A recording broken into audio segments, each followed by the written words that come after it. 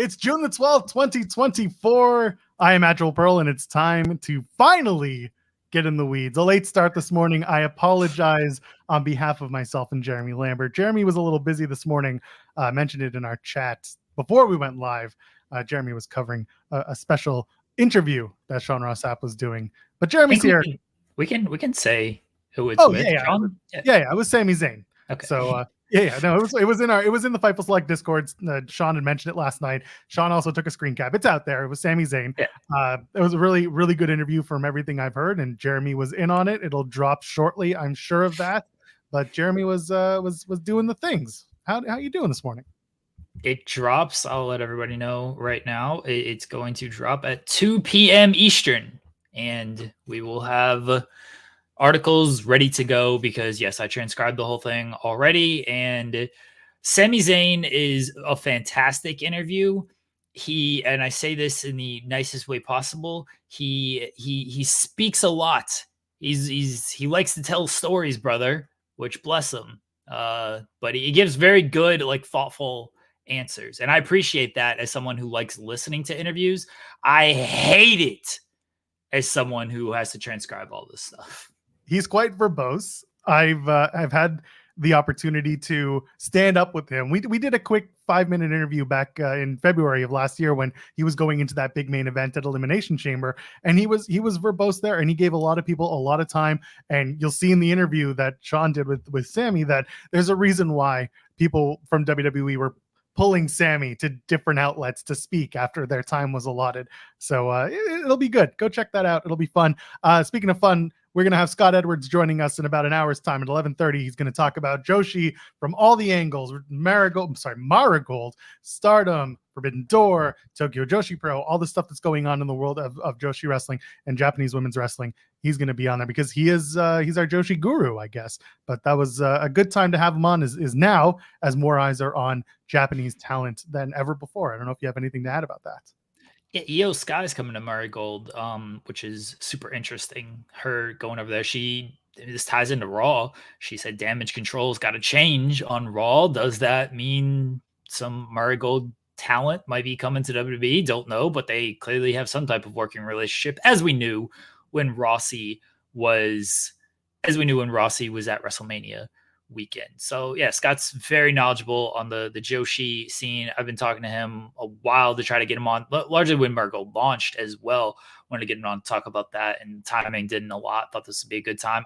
I'm like, this is what I like about our show. A lot of things, but one thing is I'm not up on the Joshi scene. I don't know too much about it. I catch stuff when I need to be told to catch things, but it's not something I don't say actively seek out, because I will seek it out, but it's not something I'm watching regularly. And so to have someone like Scott come on and kind of educate us and hopefully our audience as well is something we like to do. Yeah, absolutely. Scott's someone that I go to, and believe it or not, Phil Lindsay's another guy who hosts Grapsody over on the main channel. He's another one who's well connected when it comes to Joshi, and he's been a big fan of Japanese wrestling from regardless of gender. He does keep up on it. So him and Scott are great assets to have. So Scott's going to join us. Looking forward to that. We got plenty to talk about, but of course, and sorry, go ahead. And Alex, JNA's mentioned it. Alex, Queen of the Ring. She pops Yes. on our show every now and again. She is fantastic as well. You're absolutely right. Church of Joshi was the show that she was doing for a long time with our pal Kayla. They've moved on to other projects, but Church of Joshi is still another excellent piece of content that you should be looking into if you are interested in Joshi wrestling. So check that out. But of course, leave a thumbs up on the video. I know we started late, but you still love us and we still love you. So go ahead. What the hell? Fireworks, a floating head right through your ears. You're just fireworksing off. Ed Sheeran. Oh, that's a nice shirt. That's a concert shirt. This was the concert. X is multiply, right? Math. Yeah, multiply tour. It's also the 10 if you're Roman numerals type of person. It's multiply. That was the name of the album.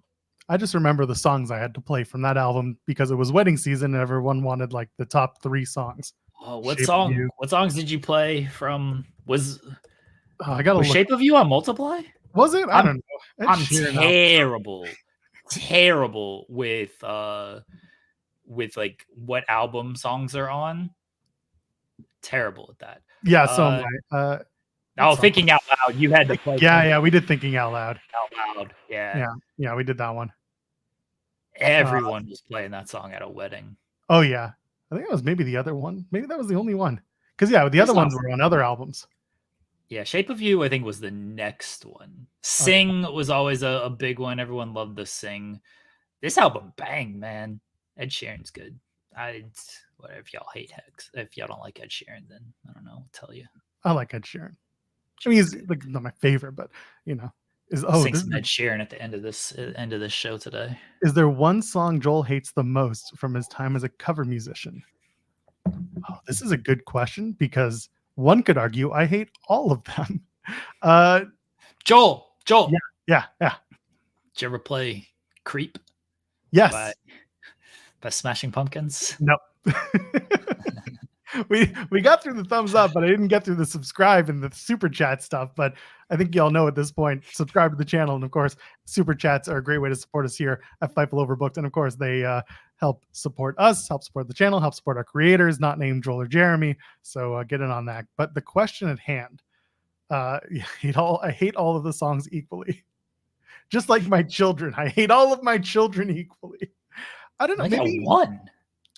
Pardon? You only got one child, right? Yeah, one for now. That's true. Okay. There's only one for now. I'm just trying to think. I didn't hate doing Sweet Child of Mine. I gotta look through. You know what? This will be a question for another time because I've got a master list that I'm sure I can go through and be like, oh god, I hate it. You know what I hated? Danza Kuduro. What? Mina Shirakawa's theme song. That's why do you hate that? I hated. Because it was so obnoxious. It's the same bass line over and over again. Those were the songs that I hated, was the ones that over and over again were just repeated dance beats, and it was just same thing throughout the entire song. If I had to turn my brain off for all the songs, that shit drove me nuts. I hated that. What about 99 Balloons? 99, I don't know the lyrics. That's the lyrics, right? Yeah, there was two versions. One's the German 99 Luftballon, but there was also the English one. There's also a version by Goldfinger, the punk band. They did a great job. Shout out to Goldfinger. Love that band. That's a James Bond movie. Sure. Yes, Goldfinger was a James Bond movie. But also, you've probably heard that version of... Oh, no, I'm thinking of Superman. You've probably heard of Goldfinger because of Superman from Tony Hawk. If I go crazy, then will you still call me Superman? If I'm alive, then will you be there holding my hand? Why do I put myself into these situations? I keep you by my side with my superhuman might, kryptonite.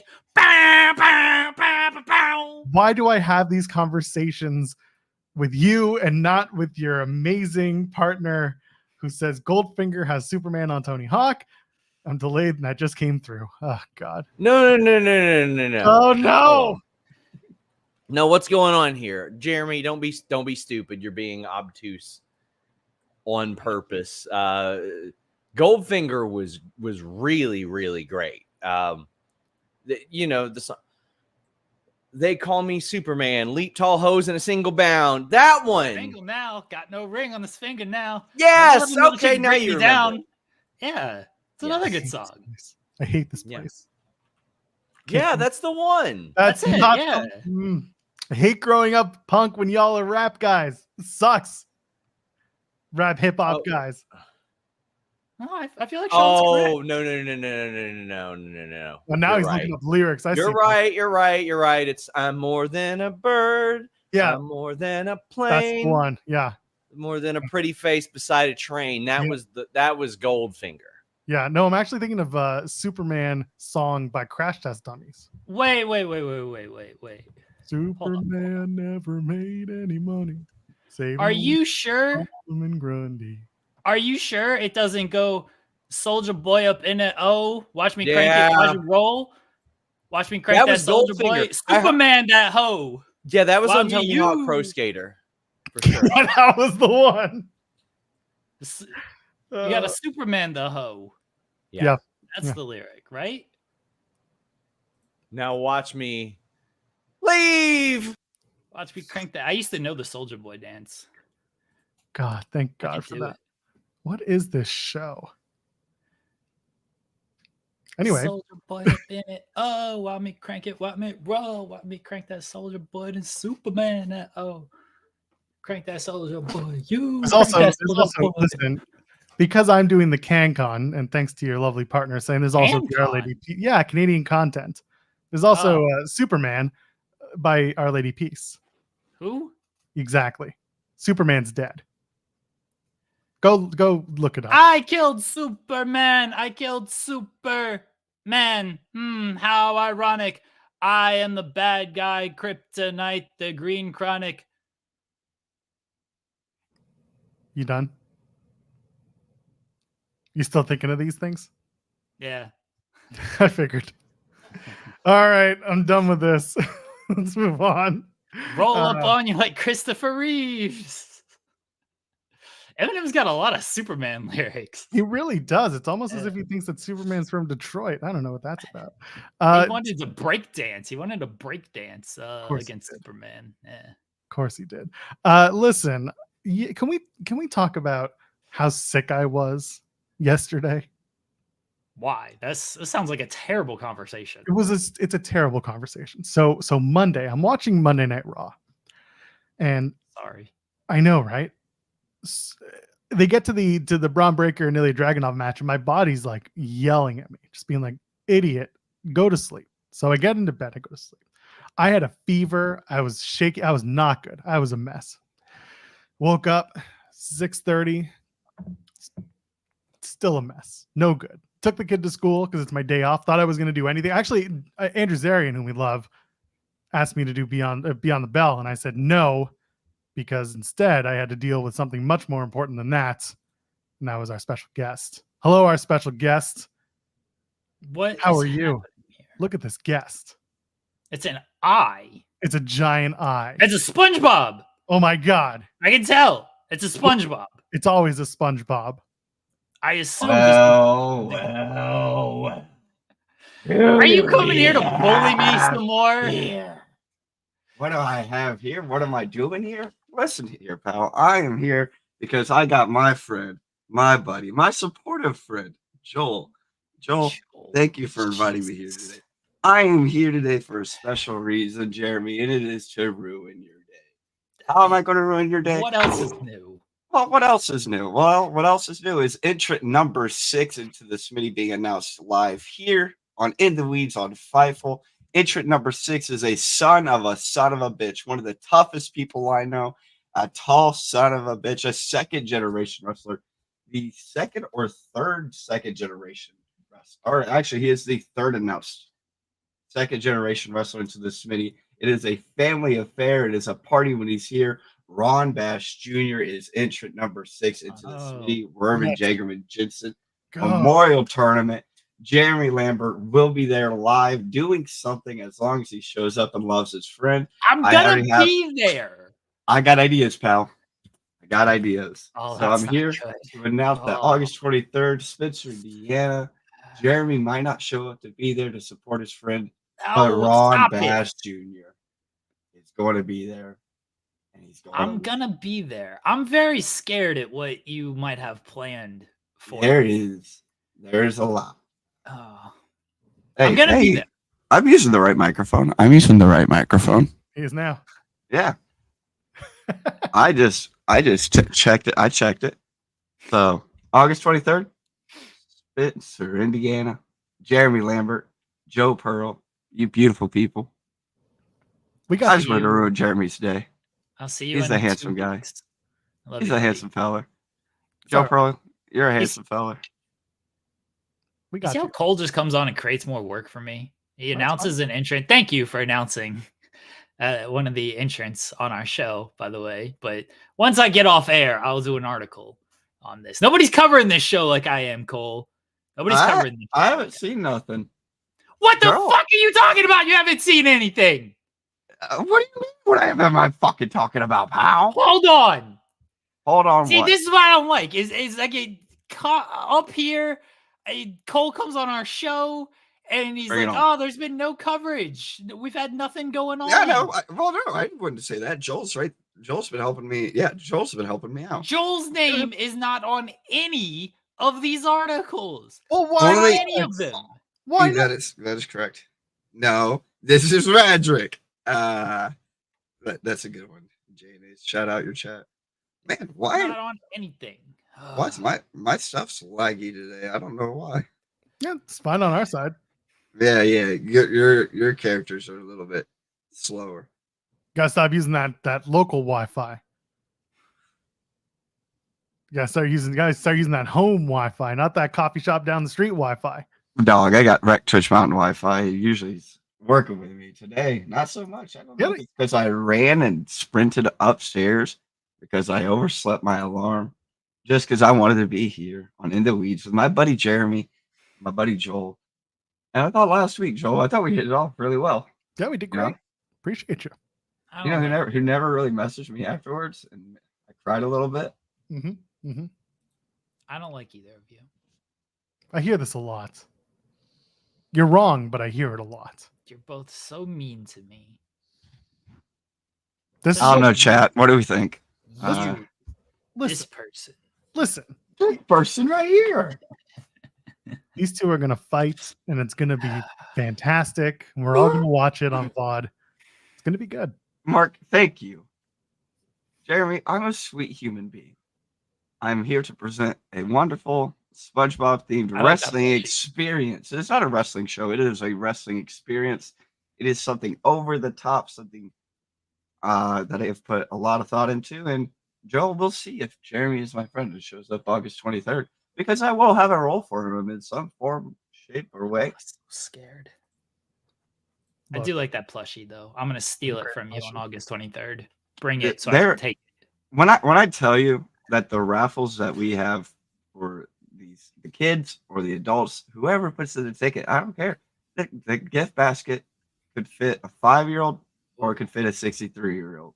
Okay, we don't need to like give away 5-year-olds at the show. We're not giving away 5-year-olds. You said the gift basket can fit. It would entertain. 3-year-olds. It would entertain. It would entertain the ages from Oh, okay. 5 to 60, Okay. whatever. So what you're saying is, if you're 64, do not come to the show. You will not like any of the content or prizes. 64, not fun. 63, time of your life. Janice, what I'm saying is I come on here and I provide. Sorry, let's see a second.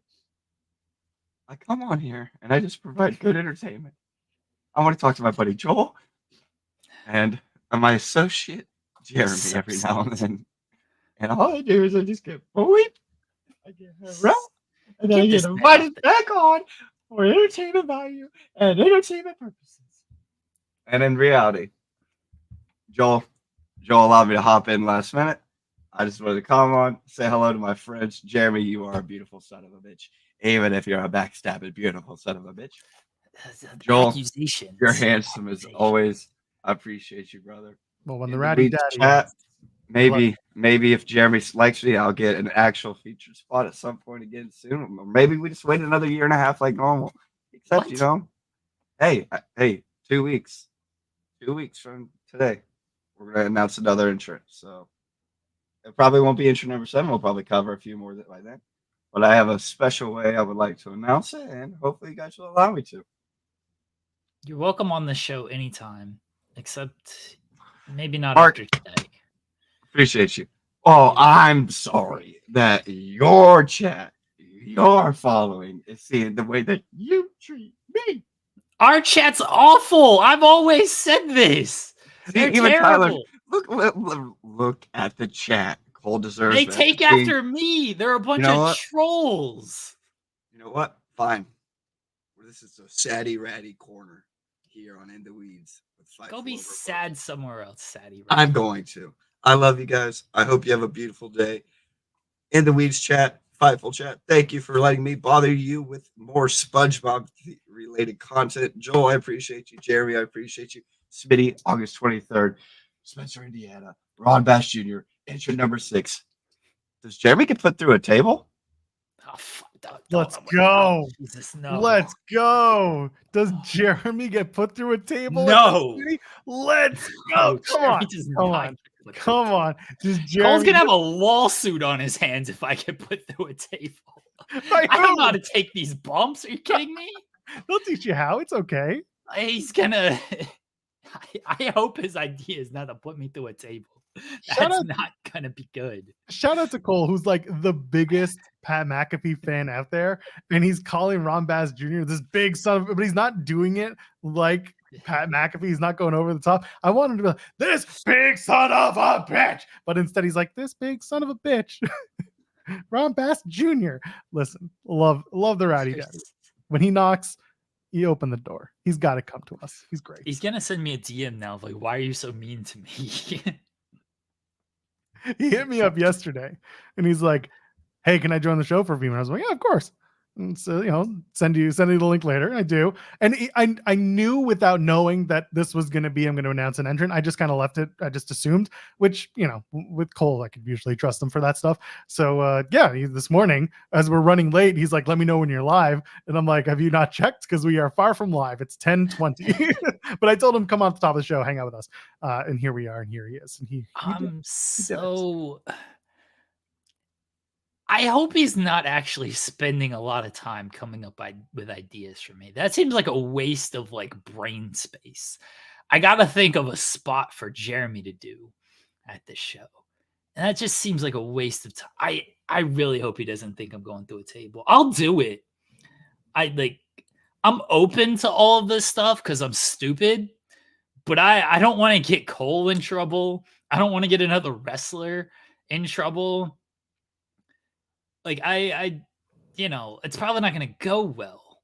I wouldn't worry. I wouldn't worry too much. Come on, get a flamethrower. You'll be okay. Yeah, I'm open to doing whatever idea Cole has, but I don't know. I don't know these wrestlers that well. We've interviewed Braden Toon, so I kind of know him. But I'm not trained. I'm not Sean out here. Sean's actually trained. Like Cole, I trust Cole, sort of, but I don't trust myself. That's the other idea. Is like I don't really trust myself. So I guess just tuck my chin and hope for the best. That's right? it. You did it. Just tuck your chin, hope for the best. Listen, Tony Storm asks 3 things of people. You're just asking 2 things of yourself. You can do it. I'm open to whatever he wants to do. But again, I want to make sure my wife is not happy with this. I want to make sure that nobody else gets in trouble though. I don't want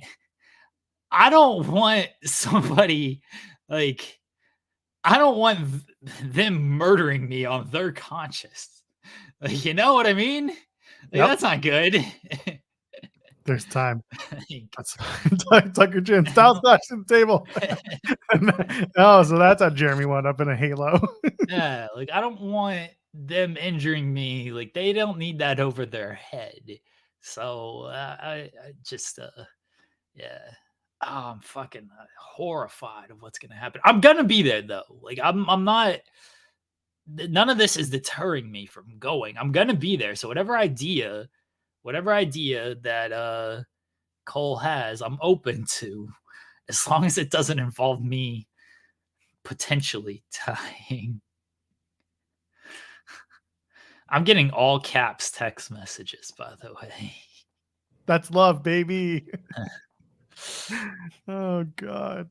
Listen, love us some Cole Raddick. Here, real quickly.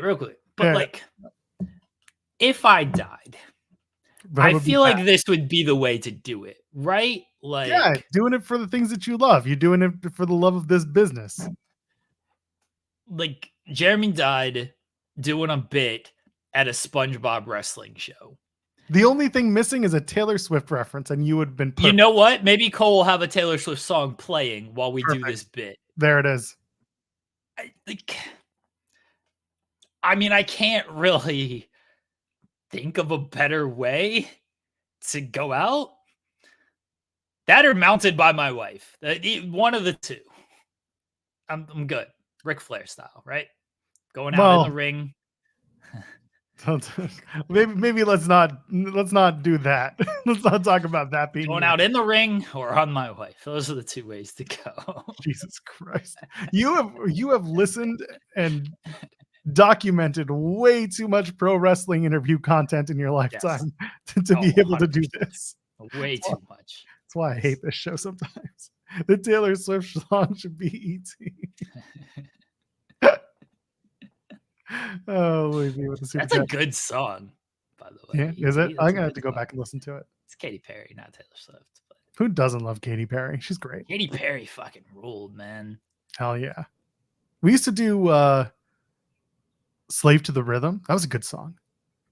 What? I don't know that song, but that's a Katy Perry song? Yeah, hold on. I don't remember that at all. Was this maybe it was a song? You sure? Yeah, Slave to the Rhythm. Yeah, Slave to the Rhythm. No, I don't remember that one. Oh, Chain to the Rhythm. Chain to the Rhythm. Chained to the Rhythm. Okay. Chained to the Rhythm. My bad. Good song though. Fun to play. Okay. I'll take your word for it. Probably a good idea. Go listen to it after the show. Scott Edwards runs us about a half hour. Talk about Joshi. Talk about all the other stuff that's going on in the world. Let's talk about thumbnail. Liv, Dom, horny. Oh, who cares about that? I want to know what quote Taylor Swift is. I want to know what quote Mark has is the Taylor Swift quote tattooed on his arm. I mean, that does make you cool because Jeremy would do the Makes same. you cool in my book. Yeah, exactly. Cool is irrelevant. Cool is what people think of you who like you. People who don't like you don't matter. You're not cool unless you pee your pants. That's right. And if peeing your pants is cool, consider me Miles Davis. Yeah. Here it is. To live for the hope of all. Oh, that's cute. I like that. There. We appreciate that. That's love. And I know Jeremy loves love. I appreciate love. So you're good in our books. Just okay. Anyway, you know who else loves love? Dom Mysterio, I guess. Mysterio, because he is uncomfortable with that horny woman, Liv Morgan, getting all up in his everything. And then you got Finn Balor, and you got room keys. Jeremy, this is prime Netflix fodder, and we are 6 months away from it. I love it. We had a super chat from Jana saying Finn and Liv have definitely been working together while Dom remains on the fence till Rhea returns. If Priest retains, then I need Finn with that money in the bank to pull a Rollins cash in at SummerSlam. Tension has been teased. This story, I love the fact that we are looking at it as like, there are a lot of angles to go for this, and there are a lot of angles to go with the World Heavyweight Championship match. I know you're very much on the side of Damian Priest losing the title to Drew McIntyre at Clash at the Castle, or at least you have been. I don't know if you've changed your mind. We'll talk about that in a minute. But, I mean, Liv's putting it on hot and heavy on Dom, and Dom is uncomfortable to the point where some people are like, no, he's going to side with Liv. But then you've got the Finn Balor stuff. He got out of the car. The room key is gone. People are saying that Finn, not saying. What do you mean people are saying? We literally saw it. They saw him slip the room key, off the table on Monday Night Raw. There's room there for this to be Finn and Liv, Bull Liv Club, and Dom and Rhea back together. And then you've got Damian Priest on an island. What are we doing? Damian Priest gets JD McDonough in the divorce, I guess. That is a poor offer in the divorce. Maybe he should just keep the World Heavyweight Championship as a thank you. I still think Drew is winning.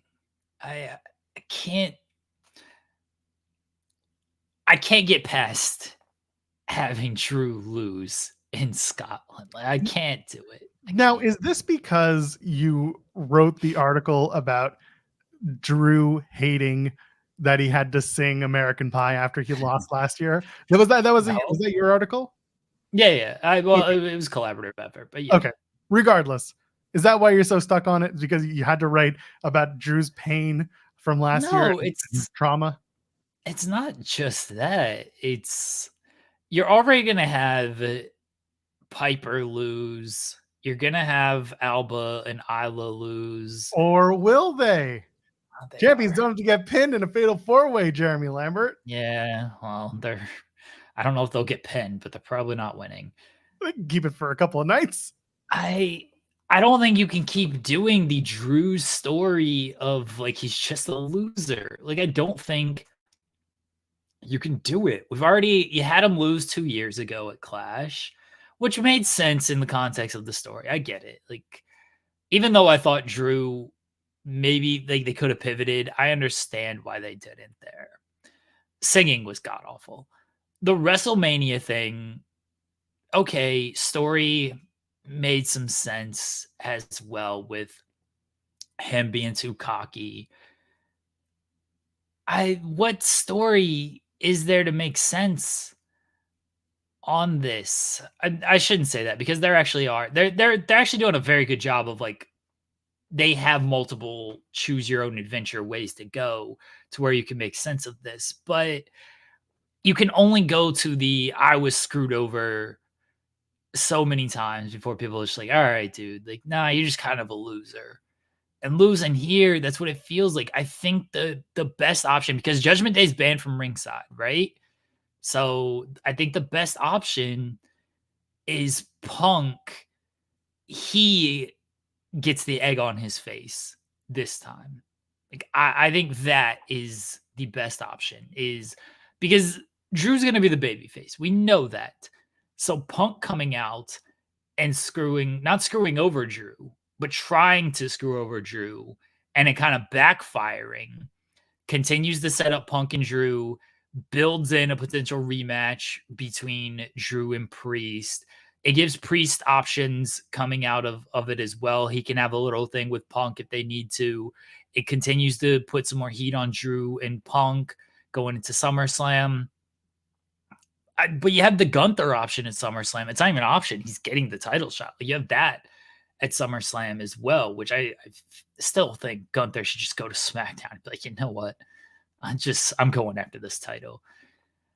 I don't like Priest winning on Saturday. There's ways to do it and it'd be fine. I think Drew's the better option though. There are a lot of options on the table. One thing I was thinking about, and that's why I appreciate the stories that have been going on in WWE lately, is that you really can kind of choose your own adventure and things make sense, or at least things get creative in your head, instead of just being like, no, this is the only way that makes sense. Because you have Money in the Bank in the middle, you do have something to play with. You can have a hot potato. You can have Drew win the title in Scotland and then drop the title back to Priest Priest gets a rematch somehow. And then you have Drew versus Gunther at SummerSlam still. Punk versus I meant Priest versus Gunther at SummerSlam. And then you do Drew versus Punk at SummerSlam and there's no title involved, which again, I know that Sean has said this and I do agree with him. The Punk versus Drew storyline as it stands right now doesn't need a title.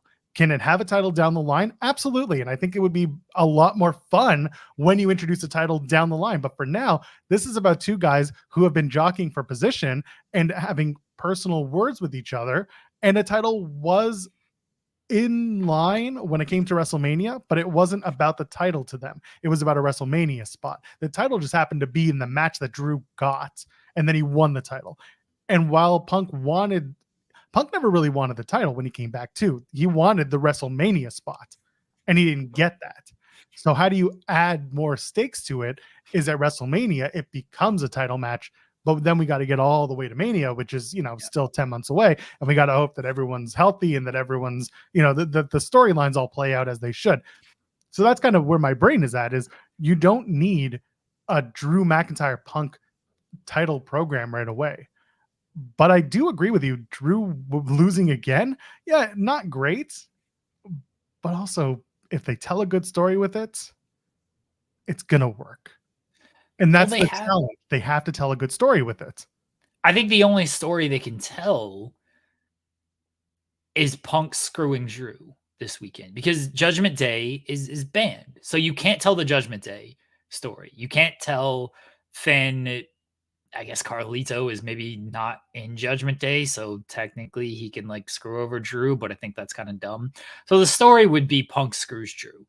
I don't think that is a good story in this, like, we know that. Why would Punk, honestly, I understand why he screwed Drew at WrestleMania, because Drew is taunting him, he's in his face and everything. Like, I get that. And then Priest, he didn't know. You can theoretically say he didn't know Priest was going to cash in, right? You could make that argument. So he just saw this man taunting him with the belt, and he's like, you know what, fuck you. I'm just going to take you out right here. He didn't know Priest was going to cash in. Why is Punk going to actively screw over Drew and not have him win the title. In Punk's case, he'd probably rather Drew be the champion because that's his next matchup. Well, So no. he'd be like, yeah, I want to take the title from you if I'm Punk. I want you to win that title so I can beat you for it. But in my eyes, it's always been Punk wants to prove that Drew is a big loser and he control him into being a big loser and cost him matches. And then watch out, Drew. He's a chaos demon. CM Punk hasn't come back and been like, I want to be champion. I want to be champion. It's always been about coming back for his moment, I want to make money, not friends. So for him, titles do mean money. I get that. But he's never once been like, I want the title. I need the title. It's always been Drew McIntyre, screw you. I hate you. And I'll do anything I can to make sure you don't get your moment. And that's what he's done. He's taken away Drew's moment at every turn. This is another moment, a big one too. Drew's at home amongst his country people. If he wins that title, Punk's got to take that moment away. So that's how he does it. If Judgment Day is banned from ringside, he's taking another moment away. All right, I see that. I do think at some point, though, CM Punk needs a little egg on his face here. Oh, absolutely. Like, he can't keep doing okay, Punk gets the better of Drew at every single turn, which has been the case. He got him at Mania. He got him at the Raw after Mania when he helped Jay win the 4-way match to get the title shot. In the promo stuff, Punk has always been the one that's escaped or gotten the last word type of thing when he's shown up. Like that's how it's been. Punk has always kind of come out on top against Drew. Drew has not gotten a moment on Punk. It's okay if Punk, I guess the moment is injuring him, but that wasn't a really planned moment. And Punk still was the one who lasted longer in the Rumble than Drew, even at that.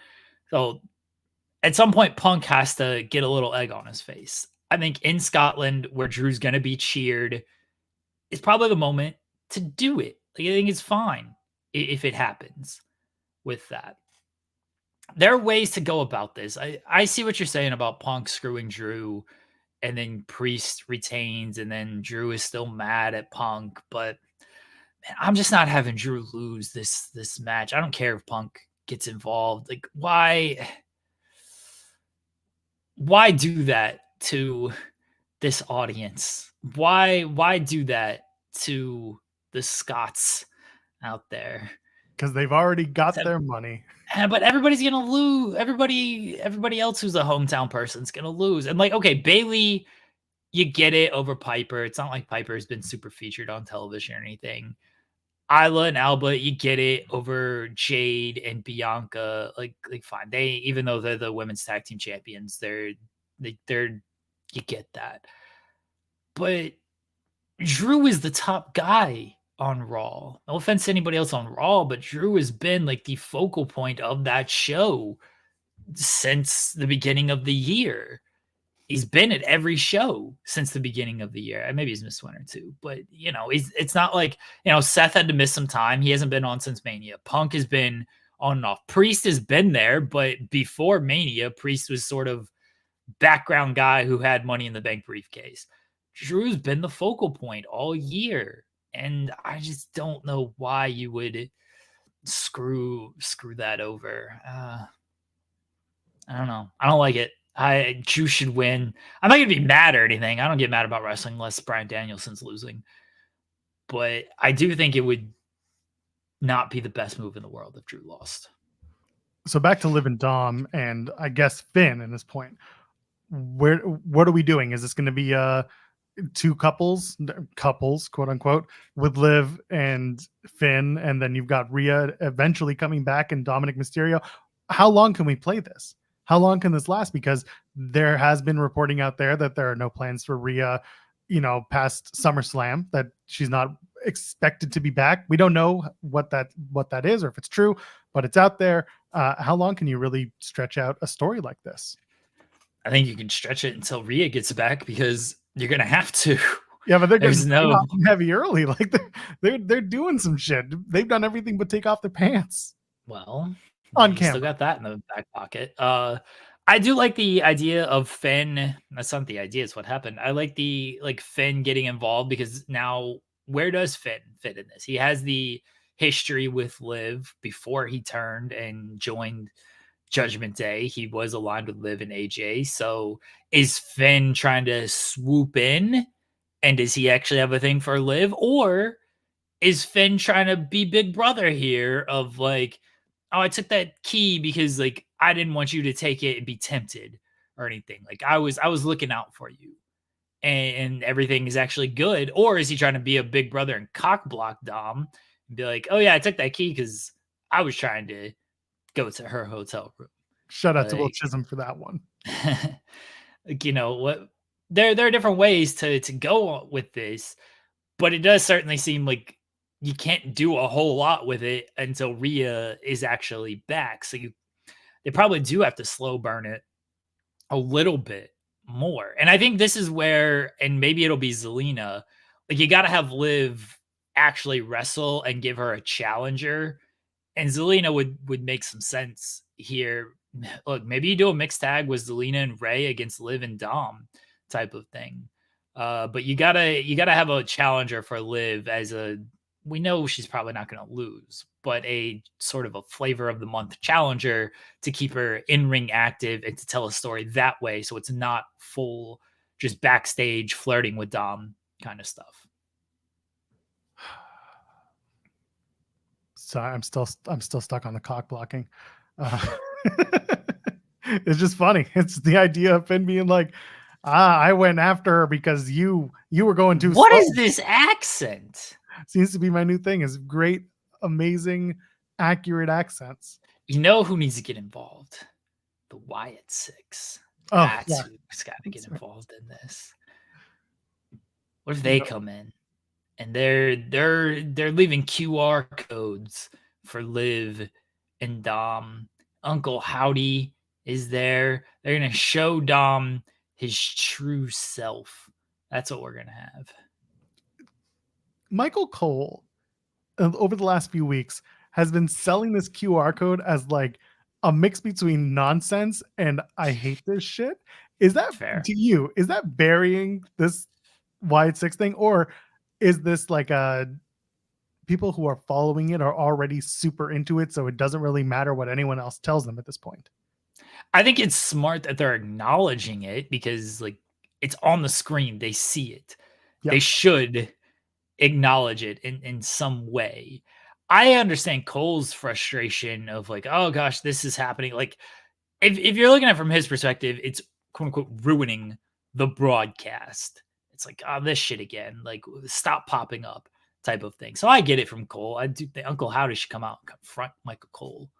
That's that's the feud that you want. They should give him a list of banned words. Like, you can't say these words anymore. Cole was excited about the antlers. So why isn't he excited about the QR codes? These are all distractions. Why does Michael Cole get to pick and choose the distractions? He's the countdown. The countdown's next week. It's gonna end. We're gonna finally get the big old reveal. Get ready, Corpus Christi, Texas. Is that where they're at? I think so. I think I was reading there in Corpus Christi. Yeah, Monday, June 17th, Corpus Christi, Texas. You know why I was looking at that? Is because SmackDown is in Chicago. And they're about 2,000 tickets short of a sellout. And I'm pretty sure that there's someone that they can bring out that would help sell that place out. Probably dark match if they want to keep the sky blue. Yeah, exactly. Well, I mean, it's SmackDown. The colors are blue, so why wouldn't you bring out sky blue? Yeah. Dude, I mean, I don't know if it'd lead to a sellout, but if Sky Blue just randomly appeared on SmackDown, that'd be a pretty big business there. Like, what the? There'd be some confusion. Hey, look, she just lost to Mercedes Moné. And now she's on our show. Look at us. Could be. Yeah, Goldberg. Goldberg's the answer. Oh, Goldberg would be good. Goldberg should come out and beat Cody. And say that's for Brett. I'm doing this for Brett. I'm finally on my Bret Hart apology tour. I'm gonna beat everyone. Goldberg should do one last match. No. Listen, Goldberg should do one last match, and it should be a shot-for-shot remake of the Iron Man match with Shawn Michaels.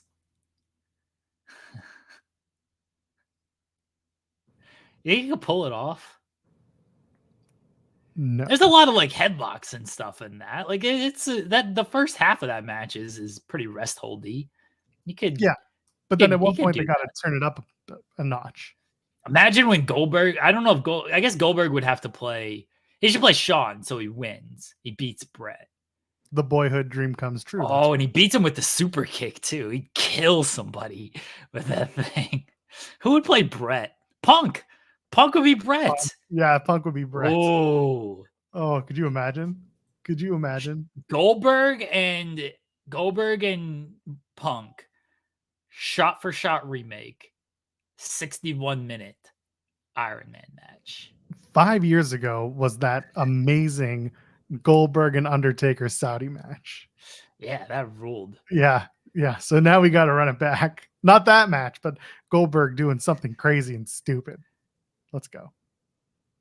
I'm for my idea with this Goldberg and Punk 61-minute match.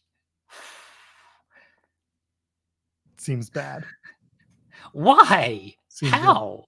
Seems real bad. It seems great. Punk and Goldberg in a 60-minute anything. In a 60-minute anything does not seem like a good idea. Why not? Do you want a 60-minute promo with these two? Yeah, I think it'd be hilarious. Are you kidding me? To see them try to talk for 60 minutes? Asking you these questions is a bad idea. Goldberg would just be telling Punk would be like, why'd you end Brett's career? Goldberg, I want to see like how far Punk would like needle Goldberg before Goldberg just tries to rip his head off. You know, a 60-minute promo between these two, at some point, Goldberg would get fed up with Punk's shit and shoot on him. This sounds awesome to me. Yeah, every response from Goldberg is just him saying, "You're next." And then goes, This sounds great to me. Yeah, WWE would need to pay the audience to watch it. No, this would be a return to the Thunderdome just for that. They wouldn't make anyone pay. They'd just be like, come and watch it for free. No, thank you. It seems bad.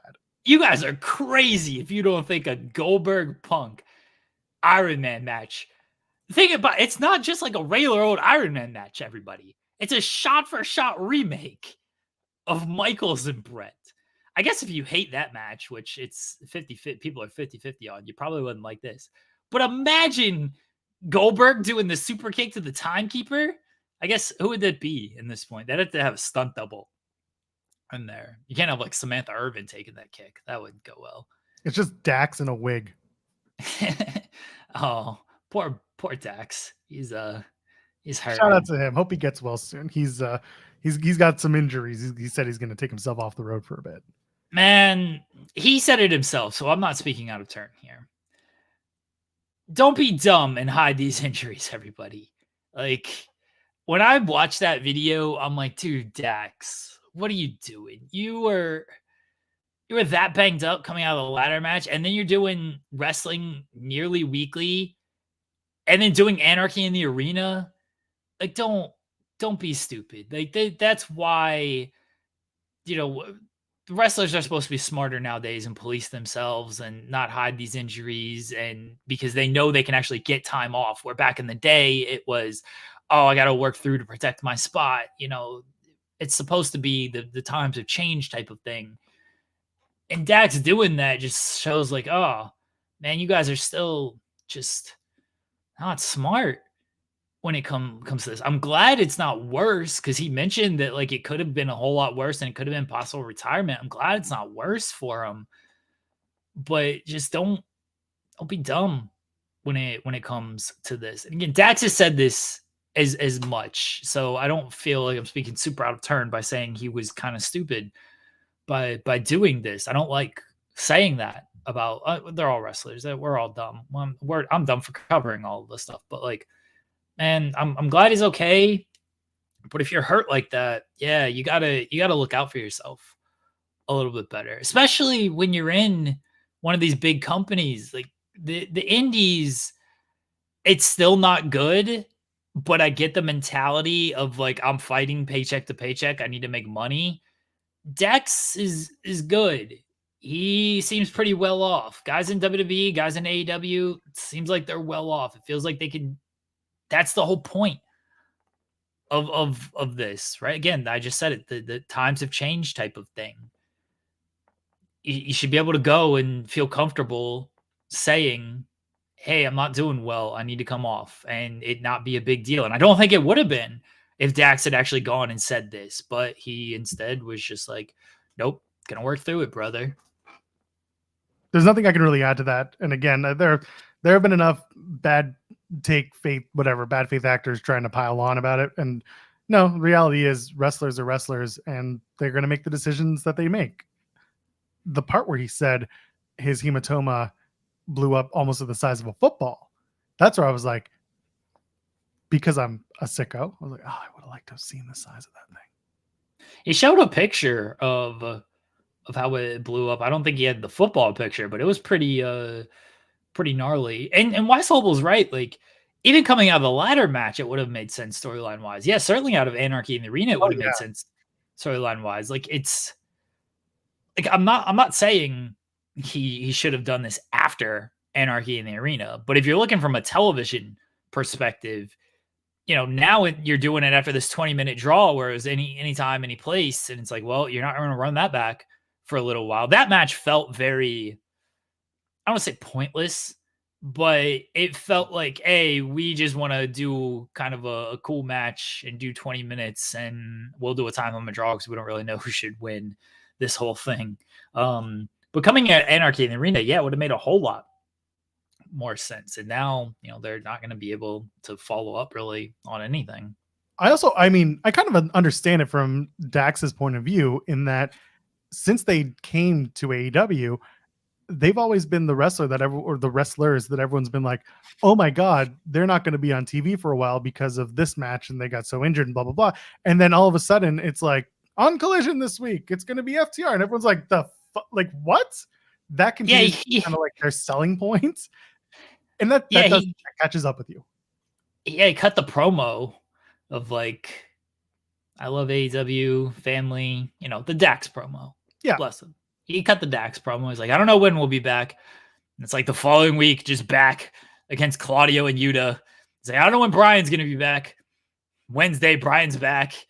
That's I've said enough about Anarchy in the Arena, how I don't think they put the stake into that they needed to coming out of it. But you know, what can you do? But yeah, it would have been good if he did that, where he's like, I don't know when we'll be back. And it's like, well, yeah, he's banged up, and now he is not back. And that would have put more on the Young Bucks as well. The Young Bucks could have been like, look, we injured you. You know, we took you out. Good. They need some extra heat on the Young Bucks, because them getting punked by Christopher Daniels. It's another. Yeah, it's yeah. This was something that I wanted to bring up not too long ago, and one of the things that kind of takes me out when it's on Dynamite is there are two meta storylines going on at the same time.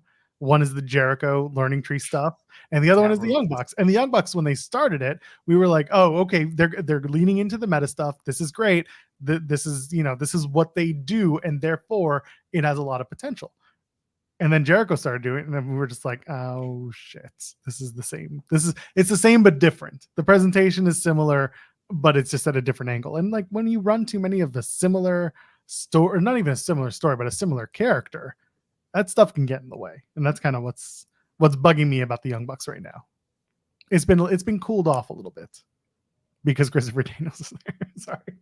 All right, going on TV this week. I guess Jack Perry is going to beat Dustin Rhodes, but yeah, the Young Bucks. I assume the Young Bucks will be at ringside, or at least in. No, they can't. It's a TNT title qualifier. There's no interference, no ringside stuff. I thought that was the rule. Continental Championship. Well, it's also for this. I hate it. I'm pretty sure I believe you. I'm pretty sure that's the whole gimmick of this, is like, no interference, no outside nonsense in these TNT title qualifiers. So I'm pretty sure that's what it is. Well, Brandon Cutler was in charge on Saturday. He was. Yeah. So Cutler got Collision in the divorce? Well, the week before, Tony and Daniels were there. This is where I'm saying, like, you gotta have a little cohesion on like, what's the pecking order? Yeah, I guess it's Tony, Daniels, Young Bucks, Cutler. I guess that's the pecking order. Then where is Colt Cabana in all of this? Cole Cabana is on ROH, Just making sure. allegedly. He's running All Elite Comedy Nights, which sold out. So good for him. Ring of Comedy. Comedy of Honor. Oh no, COH. Oh man, yeah, that's we're yeah. This is actually a good question. It's like, who else can challenge the Young Bucks at this point outside The of FTR? acclaimed That's top of where- the chain. So I bet you know the name. Are we going to see Yo. TNA versus the Young Bucks? Yo, Yo, listen. Maybe I don't it know should what the Young Bucks are doing at Forbidden Door. They'll probably be in some 10-man Jack. tag. Well, Jack's going to be in the TNT match. So What if he's not? What if Dustin Rhodes wins? I'm fine with that. Like, I think it'd be interesting. I don't think it's going to happen, but I think it'd be interesting. I wouldn't hate it. I do also think that it's going to be, that Jack Perry's going to be in it. Bro, the Elite doesn't want House of Torture smoke. Are you kidding No, me? they're scared of them. I feel like Forbidden Door is going to be, which this isn't a very Forbidden Door match, but Young Bucks and Okada against the Acclaimed. That's the match. That's what they're building towards. Can't believe I'm about to say this out loud. Let me hold on. I gotta build up to saying this. Oh, okay. Billy Gunn Yes. should challenge Jeff Cobb for the New Japan World Television Championship. You're close. Ah. Close. I love that idea, by the way. But the real answer, Billy Gunn should pin Okada in that trios match. He should actually stack all these dorks. Stack Okada and the Bucks. And then he's the new international champion or continental champion, whatever title's on the line. The New Intercontinental Champion. Yeah, he's the new continental champion and he's the new tag team champion. He holds all three of these titles by himself. Maybe he gives one to Bowens. Caster didn't get anything. But he's the champions all by himself because he stacks all of them. That's what should happen. I feel this is the best option for Forbidden. I have no interest in that. Can you imagine Okada and Billy Gunn just like squaring off? It would dwarf Okada. Billy Gunn would Billy bully Gunn's that 6'4" and Okada's what, 6'2"? Oh no, dwarf, but he'd certainly. Oh, but Okada would be Billy Gunn confident. is 6'2" this way, and Okada's not. The whole reason Billy Gunn left WWE is because he wanted to participate in weightlifting or like whatever. He wanted to lift, but he also wanted to lift with stuff in his body. He's gonna curl Okada. It was, oh my goodness, I don't even know what to say. I don't even Him know. against the Bucks, like the Bucks would have to like be on each other's shoulders to hit Billy Gunn in the face. Billy's a big ass dude, man. He's so big. And this is what I've talked about before. It's like in WWE, you see that the land of the giants. Yes, thank you. Bodybuilding was the word I was thinking of. In WWE, where it's the land of the giants, a guy like Billy Gunn looks like an undersized nobody in 1999. And then he goes to a place, he literally goes anywhere else. It doesn't matter what company you look at, but like he goes anywhere and suddenly he's the biggest dude in the room. I've said this about TNA as well. Matt Cardona shows up and suddenly he's the biggest mother effer in the room. And so is Brian Myers. It's so off-putting in so many ways. J&A's, you're close. You're close. Okada goes for the Rainmaker. He pulls him in and he goes for the clothesline. It just hits Billy square in the chest. He's like, huh? What's that? He just no-sells it. Like, you can't hit that man in the chest. That shit ain't gonna hurt Billy Gunn. Gunzilla. And then he kicks him and he hits the famouser. Gunzilla. God. The Billy's just like, that what's your little clothesline gonna do to me? Swerve drops Billy the Gunn at the big Billy- ass chest. If Billy Gunn had his way, he would be winning that title at Wembley. Oh, he should. Oh, Will Ospreay wanted to wrestle Billy Gunn. Billy Gunn wanted to wrestle Will Ospreay. That wanted to be Billy's.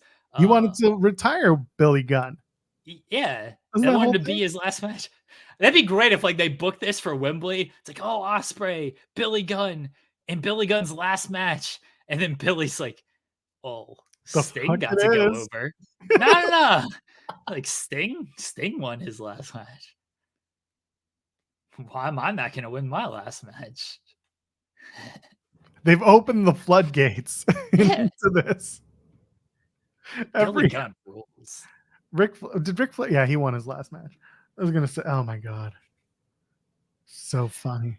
Ric Flair's losing his last match because they're promoting that energy drink, and that's just a giant L all around. Do you think Ric Flair knows that they're still promoting that energy drink? I don't think Ric Flair knows he's under contract to AEW still, because every interview I listen to with this man, AEW's not mentioned one single time. And like maybe that's by design, but I don't know. If you've got this man under contract and he's doing media and stuff and you want to promote your company, like I understand, like we view Ric Flair a whole lot differently because we know, but to a lot of people, to a lot of the cat, Ric Flair is still God out there. And so when Ric Flair goes on these local shows and is promoting wrestling and talking about today's product or talking about the old times and stuff, you would think you would want a little bit of a mention of like, oh, by the way, I'm in AEW and watch us Wednesdays on Dynamite and everything. But there is no mention of AEW out there. Again, from our perspective, we're like, oh, yeah, it's probably best if Rick doesn't mention AEW. AEW is probably happy with that. But you got to think like outside of us, where Ric Flair we're in the bubble, right? To 90% of the audience, Ric Flair is still Ric Flair. Ric Flair is still pop culture icon, the man, all of this stuff. And you would probably want a little bit of that mention. Like you got to take out our 10% of, yeah, this is good. Ric Flair sucks. Don't mention AEW. AEW's happy with that. And think about the 90% who is like, oh, what's Ric Flair up to nowadays? Is he still in WWE? Why isn't he mentioning the company that he allegedly works for?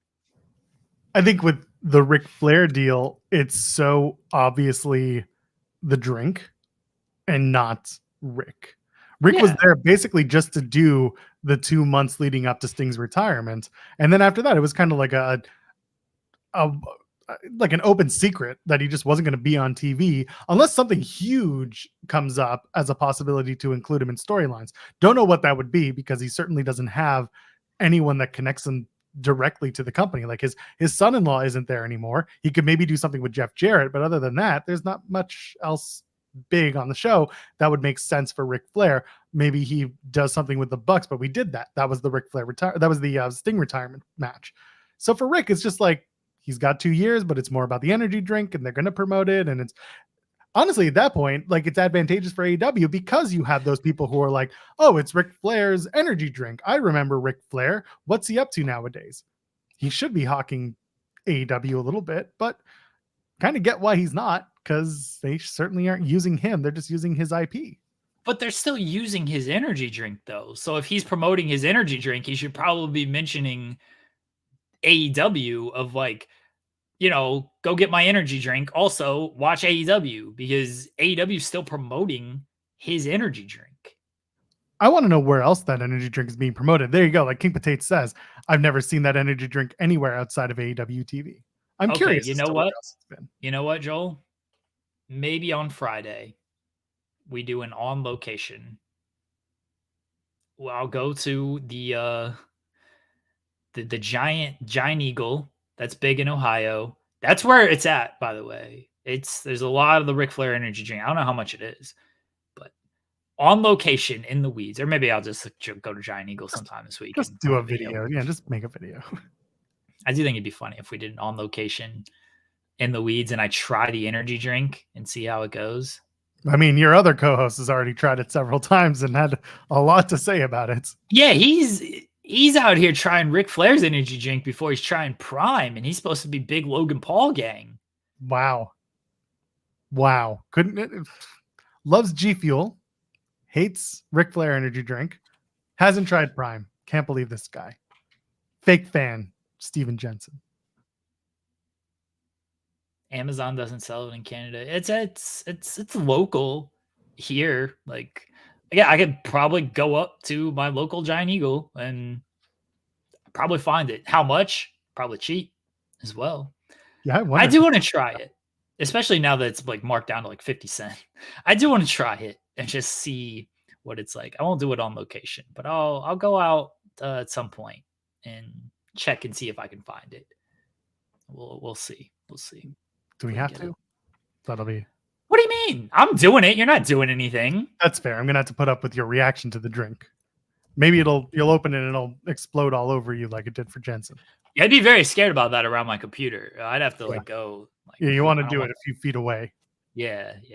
That's a good idea. You stand up in front of the computer. Anyway, listen, we have a guest. I think he's ready for us as we are for him. He's got a big old.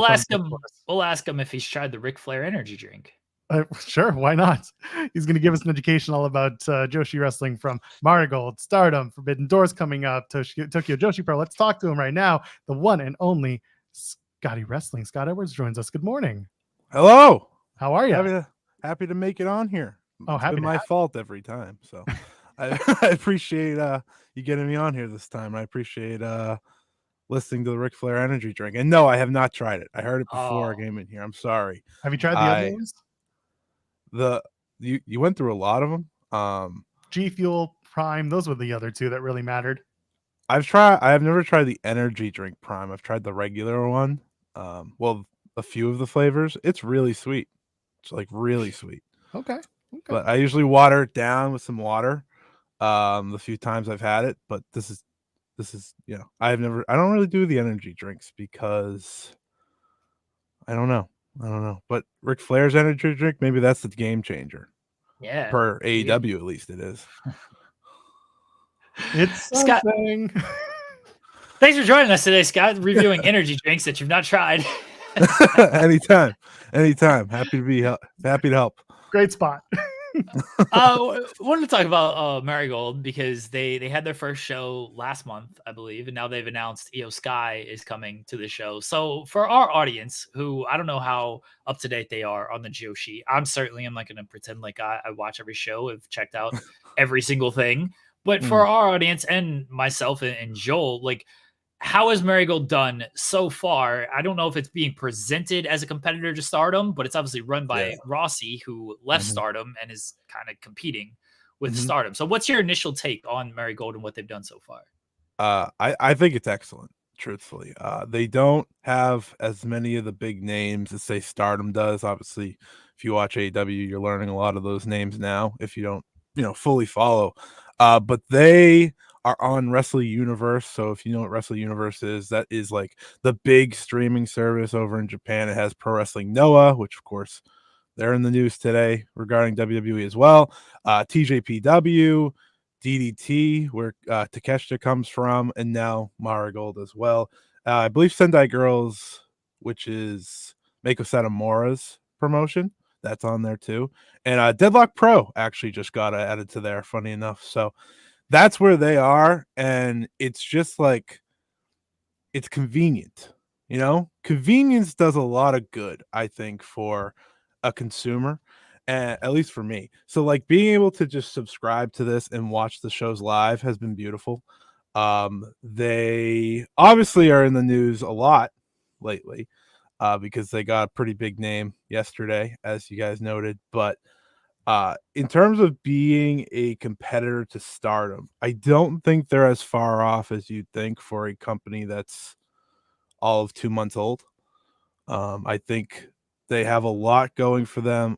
They have Julia for now, Utami Hayashishita, who came from Stardom, and Nai Takahashi, who's been all around Joshi World. She dates back to All Japan Women's, actually. And then they're making a lot of new stars, which, if you want to learn, if you want to dive into and learn some new wrestlers, this is the time, because I'm a big fan, And I think this is like something maybe NXT fans can feel. I'm always a big fan of watching wrestlers grow and become the big stars. Like I've seen Utami, for example, grow. I saw Julia grow, and now she's the most notable Joshi wrestler that isn't officially in WWE or AEW yet. But I think that's the beauty of Marigold right now. And if you want to see even Sarai, she's wrestling there. Sarai, of course, formerly known as Sarai in WWE. So like there's a lot for I think fans who maybe know a little bit or know nothing. But that's where you can go see Julia. I know a lot of people are waiting for Julia to pop up in NXT. You can just go see actually she's hurt, but she appears. And that's better than the NXT stuff right now. She hasn't appeared there yet, but it's coming, right? It's coming. So yeah, I think they're really good. I think I answered your question, but I've been rambling for too long, so I might have went a little off. I'm curious, over the time that you've been covering Joshi, has stuff like Forbidden Door or just more shows heading stateside, have you seen that as like a positive in terms of building an audience, and just a more US or North American based fans kind of understanding Joshi or getting into it? Have you seen that growth over time? I have. I've seen a lot more fans, especially with Stardom. Stardom's got really big over these past few years. I think Forbidden Door, even the conversations every year of Forbidden Door have helped Stardom in many ways, because for the past two prior to this year, it's been, oh, is Stardom going to be featured on Forbidden Door? And it's always been, well, they have a pay-per-view that day, so no, they're not going to be featured on Forbidden Door. And this year, I think it's different. I don't know how many people are going out of their way to watch Stardom for Mina Shirakawa and Azumi, who have appeared on AEW, but the interest seems there. And I think that's good. Now it's on the companies to grab that interest, I think, from fans. But I've watched, ever since I got into it, I've watched it gradually build. Stardom really had a boom in 2021 and 2022. And I'm sure, Mina wrestling at Forbidden Door, being on AEW every week, that at least brings interest, and the more involvement they have, the better it'll help. I'm really interested to see like what Io does in terms of eyes from Marigold. I know when Mercedes Moné wrestled in Stardom last year, it was the most watched pay-per-view I think Stardom's ever had. It was also the most attended show they had ever had. So especially when Mercedes was doing things, I really saw it. Now it's like, okay, let's see when AEW gets more involved. Let's see what Io does. Io's a very different case than Mercedes Moné in a good way. Like they're both amazing. Two of my favorite wrestlers of all time, truthfully. But it'll be interesting to see how that does, because it's the WWE side of things this time. Do you think with Marigold and WWE, do you think this is just a one-off thing? I know Julia said I think, wants to kind of continue doing stuff with Marigold, even though she seems to be on her way to WWE and NXT. But how long do you kind of foresee this lasting? I don't see it ending anytime soon. I think as long as Julia is doing both, which reportedly sounds like for a good amount of time, especially if she's in NXT. Now, we might get to the idea of her in Damage Control based off what Io said on Raw, because I think that is an interesting topic point. But I do think that they're going to work together as long as Julia is involved, because that's ultimately, to me, the bridge here. It's very interesting to see WWE work with a brand new company like Marigold. Obviously, the conversations with Rossi have lasted more than Marigold's existence. He said in a article with Tokyo Sports yesterday, the deal regarding Io actually started to be discussed back in March, and that's how they got to this point. Of course, he attended WrestleMania with Julia, but I don't see it ending. I think WWE is very serious about having these relationships, and the Noah thing just, adds to it, which is great, because I think we can all agree when wrestling companies work together, it's often better, right? That's what many AEW and New Japan fans have felt That's why we're building this forbidden door. I know some people have the fear of like, oh, WWE's gonna just buy everyone.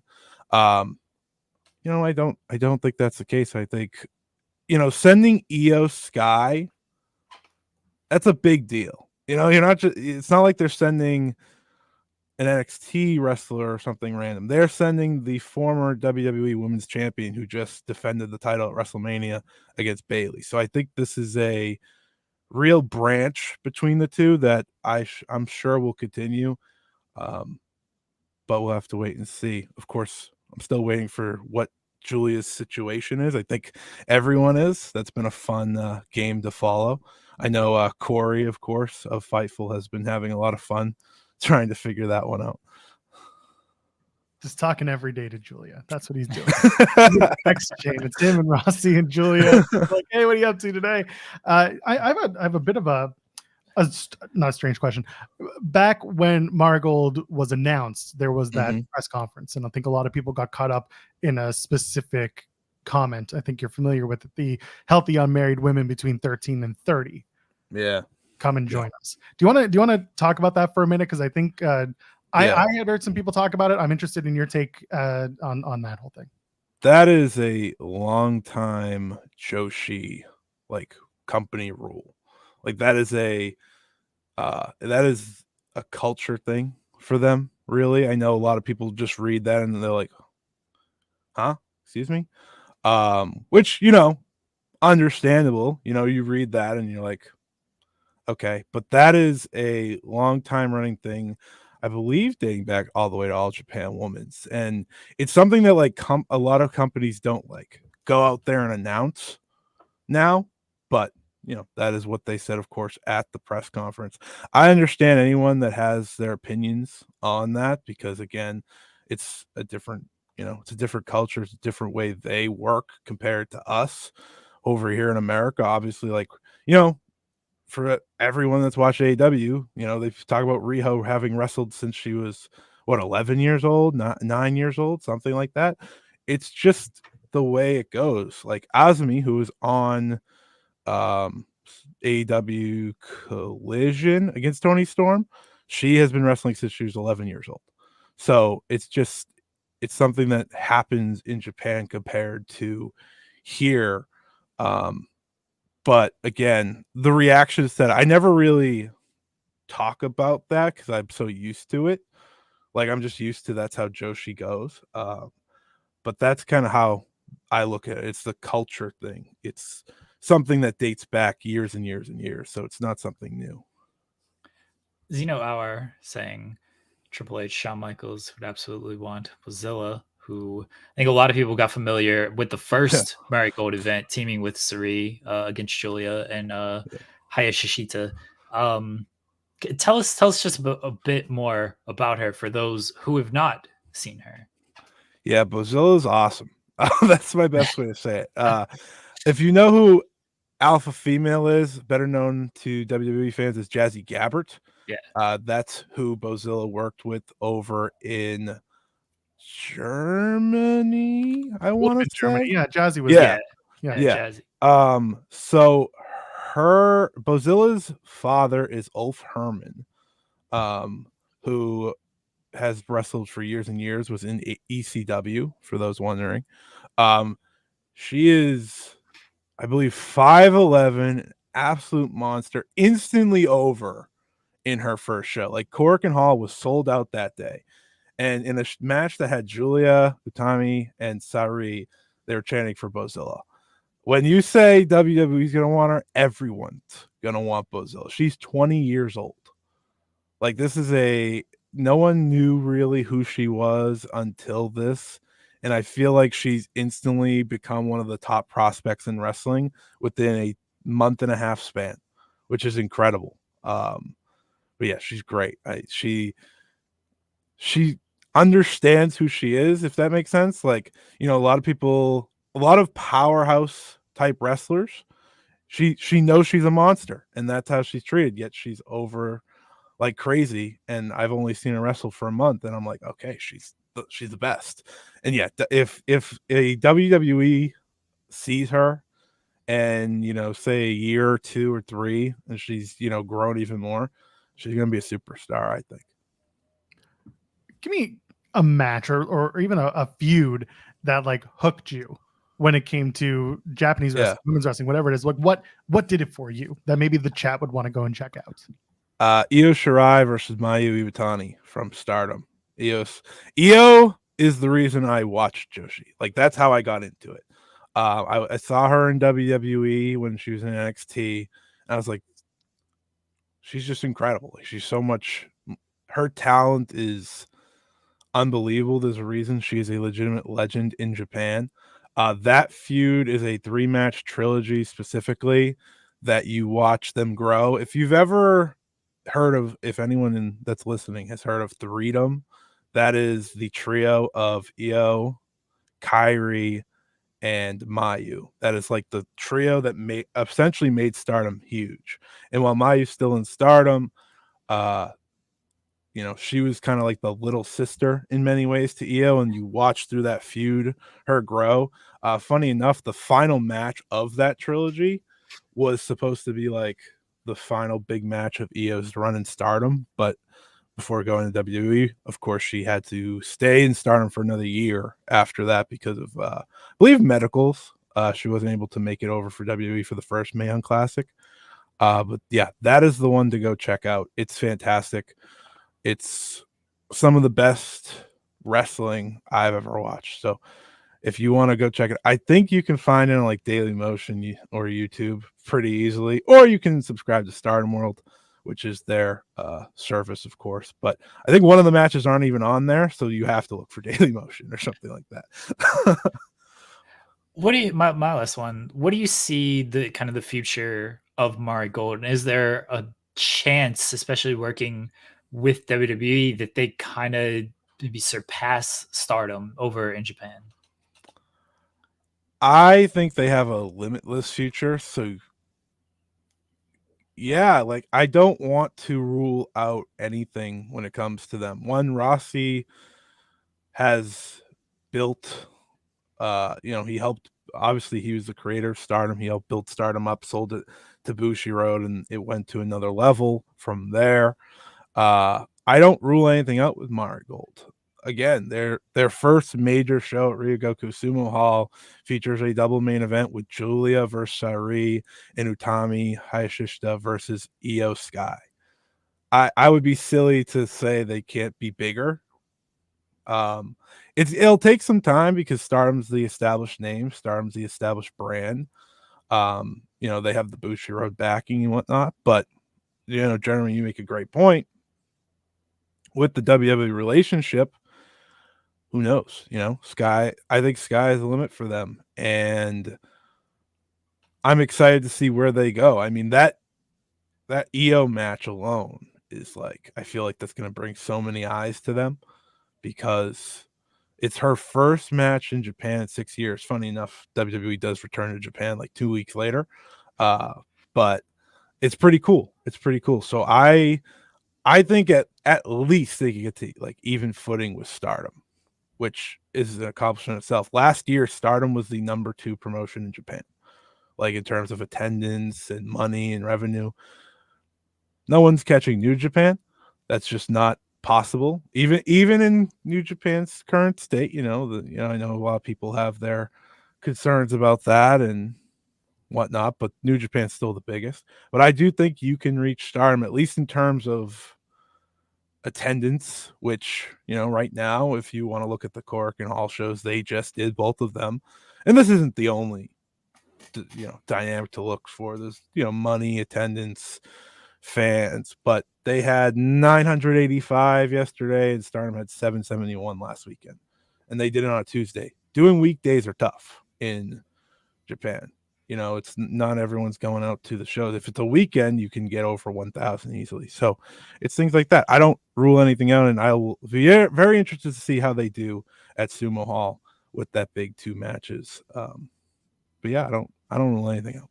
Well, before we let you go, and thank you for joining us, I want you to plug your stuff, but I also want a couple of wrestlers that people need to have their eyes on up and coming in the Joshi. Okay. I will cheat and I'll say everyone should be watching Utami Hayashishita. There's a reason she got picked for that EO match. If you want to learn more about her, I do have an interview with her over on Fightful.com. So good little plug there. I think I have two, but one's from 2 years ago, one's now. I think you should probably just see the one now. A lot has changed since then. Other wrestlers coming up, I think you look at Stardom, and a lot of people talk about Azumi and Starlight Kid. Those two, they're both, I believe, Starlight Kid's 22, Azumi's still 21.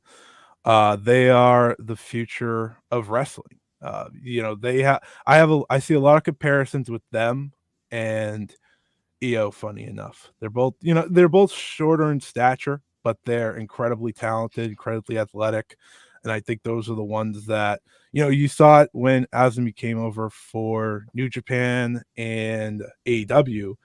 She made fans very quickly. I think those are the ones you should be watching, specifically from Stardom. And then I'll give one more. I'll shout out TJPW as well. Miyu Watanabe is their current champion, Princess of Princess champion. She's fantastic. She is, she does the swing, obviously, that like Claudio does. And I think they've actually had a moment on Twitter because someone posted a video like, Claudio, this is better than you. And he's like, you're right. It's like, so I think she's fantastic, and she sings too. So like, if that's of interest of anyone, she also sings. She's in a I can't think of it. She's in an idol group, so that's a obviously big part of Japan culture as well. So those are the wrestlers I keep an eye out on from each company.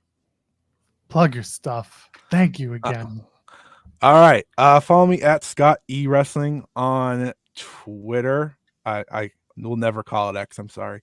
I just I always say that. It's like, oh, I should have probably just whatever. Everything I do on Fightful.com, interviews, cover Marigold and Stardom events. You'd see that all under the author page of mine, or you could just check out the exclusives. I have another interview hopefully coming up soon with another Marigold talent, so something to look forward to there. I also have interviews up there with Utami, as I said, and one of their other wrestlers who I think a lot of people would be fans of, Miku Aono. So that's the stuff. Oh, and I do a Joshi show every week. I should probably say that. It's called the 5-Star Joshi Show.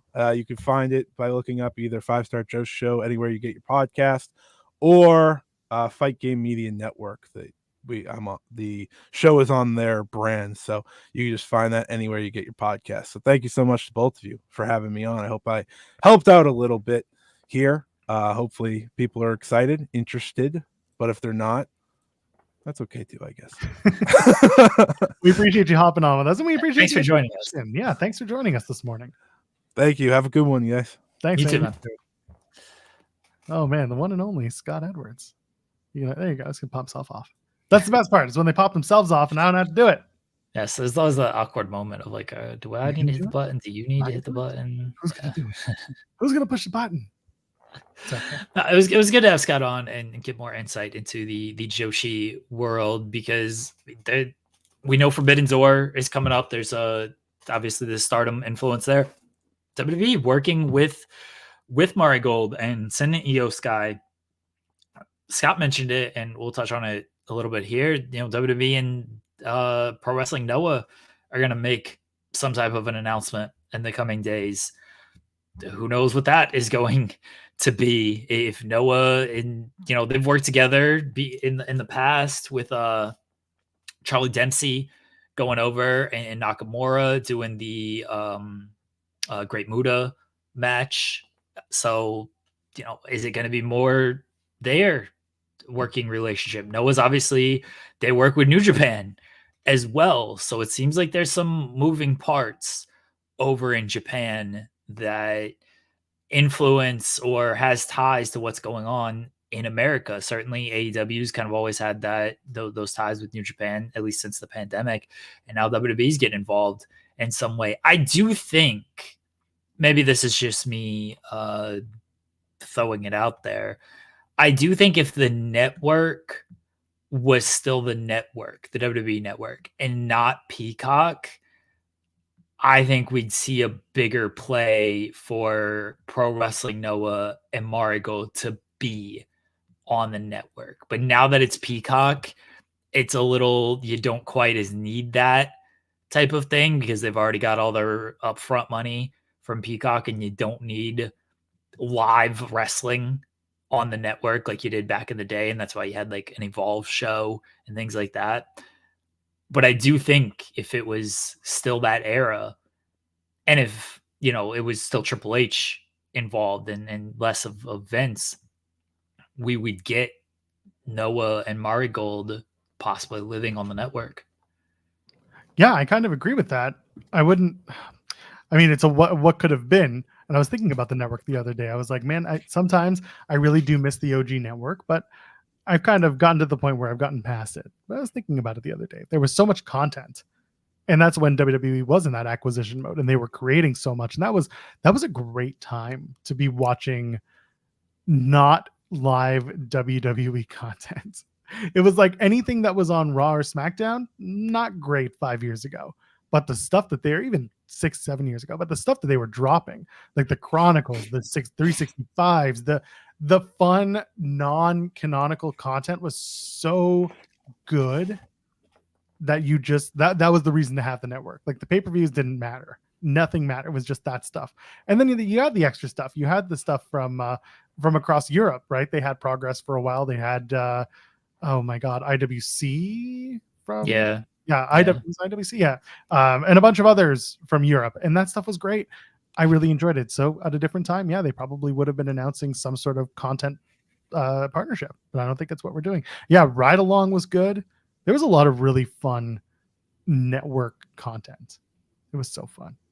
Wes Hubble mentioning considering that WWE is part of a publicly traded company with AEW's success with collaboration, that's forced WWE to partner up more. WWE's kind of always done that. Joel just mentioned sort of their partnerships, but it was always in an acquisition type of way. Whereas AEW is obviously, I don't think looking. I mean, they acquired ROH, different story. ROH was for sale and everything. That was CM Punk poking the bear and saying, "Come on, buy it, buy it from me. Don't you love me? Buy it." Like WWE's done. They had the partnership with Evolve for a while there. It would send different talent to different places. Again, they've done this. I just mentioned like Nakamura. That was last year. They did that. Charlie Dempsey. So they've done some partnerships before. Everyone always looked at it, rightfully so, of like, oh, they're going to turn this into NXT Japan, NXT, and Triple H has said as much. This is something they wanted to do. Global localization. Yes, and then they did it with NXT UK. Then the pandemic hit, and so that stopped that. Then they announced NXT Europe, which may or may not happen. No idea. I think it's easier for them to basically partner with a promotion, have the promotion run as is, and then go from there instead of trying to buy the promotion, trying to rebrand it NXT, whatever. Just instead be like, hey, and I know that didn't fully work out for other promotions, and I think the network moving off of the network and becoming Peacock didn't help that. But I think it's easier for the other promotions to be like, yeah, we kind of have a partnership with WWE. Maybe they'll send talent. Maybe we'll get talent. Maybe we can send talent to them, and it works in that way. But without a home for the streaming stuff to live, becomes a little bit more difficult. It feels like, much like Marigold is being considered this feeder system for the things that we're just talking about. It's not an NXT Japan. There's no longer global localization, I can say it. Instead, it feels like they're going to almost use this as a feeder system like they did with Progress, like they wanted to do with other European wrestling companies, and not buy them. Acquisition mode seems to be not part of WWE's planning. They want to just keep everything as WWE, and then the talent that comes from these companies are the ones that they keep an eye on and almost guide and mentor as they make their way over to NXT stateside. There's a huge risk and process to bringing wrestlers from other countries into the US for for training, for living, for whatever, as a contracted talent. That is a cost that, while seemingly small, still affects WWE. So for them to be able to use a company like Noah or Marigold, or again, I'll use Progress in the UK, other companies outside of the States that they can kind of keep an eye on and have eyes on it, that is a developmental system that they wanted, just without acquiring these companies at the same time. OSL was saying, do you think WWE talent holding another push title again? They did this with Evolve. Street Profits were the Evolve tag team champions, so it's not out of the realm of possibility when it comes to these partnerships. I also think WWE is relatively strategic in what they are doing with these partnerships. They're sending EO to Japan. They sent Charlie Dempsey. They sent Shinsuke to Japan. And how that's not going to affect WWE so much because it's in Japan. It's in a different country. Let's go in the TNA relationship real quickly. They got Jordan as part of that. That helps WWE. It does help TNA, but it helps WWE because it looks like they're playing nice. They get TNA's top knockout. Thus far, they haven't sent anybody back to TNA. And, will they? If they do, who will it be? Brooks Jensen did the tease, but how far is it going to go from there? Jordan has mentioned she has the open challenge this week. She's hoping it's somebody from WWE. I think it'd be smart. I think it'd be good if it was somebody from WWE. If it is, who is it? Is it Tatum Paxley? Is it, I thought it might be Michin, but now I don't know because now Michin is challenging for the North American title, and I don't really think they want Michin losing on TNA television and be like, hey, she's also challenging for the North American title. The optics there aren't great, even if not every NXT fan is going to be watching this TNA pay-per-view. So if they do send somebody, who's it going to be? How big of a role are they going to have on that?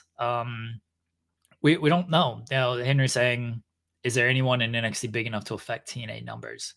Cody's on NXT, right? Yeah, exactly. And we're going to talk about Cody in NXT in a minute because it does have to do with everything we're talking about here. But also, like TNA at this point, the numbers that they care about aren't traditional television numbers. They're on they're on the station that's owned by the company that owns them. It's just that's circular money. I think they care about more are the TNA Plus subscriptions, and you're not going to get those numbers. They want the TNA Plus subscriptions, and then obviously what Triller comes out with their numbers when it comes to pay-per-views, their PLEs. This is not a knock on anyone in NXT. I wouldn't even put this as a knock on anyone in WWE.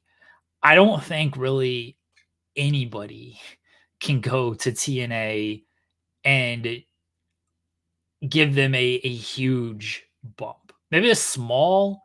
I don't think anybody in NXT. People are saying Roxanne. I don't think so. And that's no knock on Roxanne. This is a knock on, sadly, a knock on TNA and just the availability of it being on, I guess it's on Access.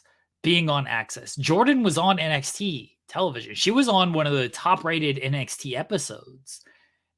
And it didn't do anything for TNA's numbers that next week. It didn't, because the availability of TNA being on Access isn't great. I don't think a lot of people know when it's on, where to find it, and because it's taped, the surprise element isn't exactly there either. So NXT, unless you did have a live episode or a something. Joel contemplating life with this TNA discourse. No, this is conversations I've had before, and I'll give you my other side in a minute. Yeah, or if you can do some type of surprise, like maybe, but I think it's tough when people know what's going to be on the show. Like Kenny Omega bumped TNA's numbers. That's when they were on Twitch. He bumped them then. And Kenny was a very quick thing. Won the title on Dynamite, was like, watch Impact tomorrow. That's much bigger. Battleground. when Adrian Hernandez had the photo of Gail Kim and everyone's like, what's she doing here? And I said, Jordan Grace is going to win the NXT Women's Championship by nefarious means. She's going to run out with Gail Kim to a car that's waiting for them, idled outside. And then Kelly Kincaid is going to approach both of them and say, what happened out there? What are you two doing? Are you working together? And Gail Kim says, you'll find out on Thursday on Access TV. And Kelly Kincaid's, but NXT's on Tuesdays. That's right, on Impact. And they get in the car and they scurry away. It's not what happened, though. No, that did not happen.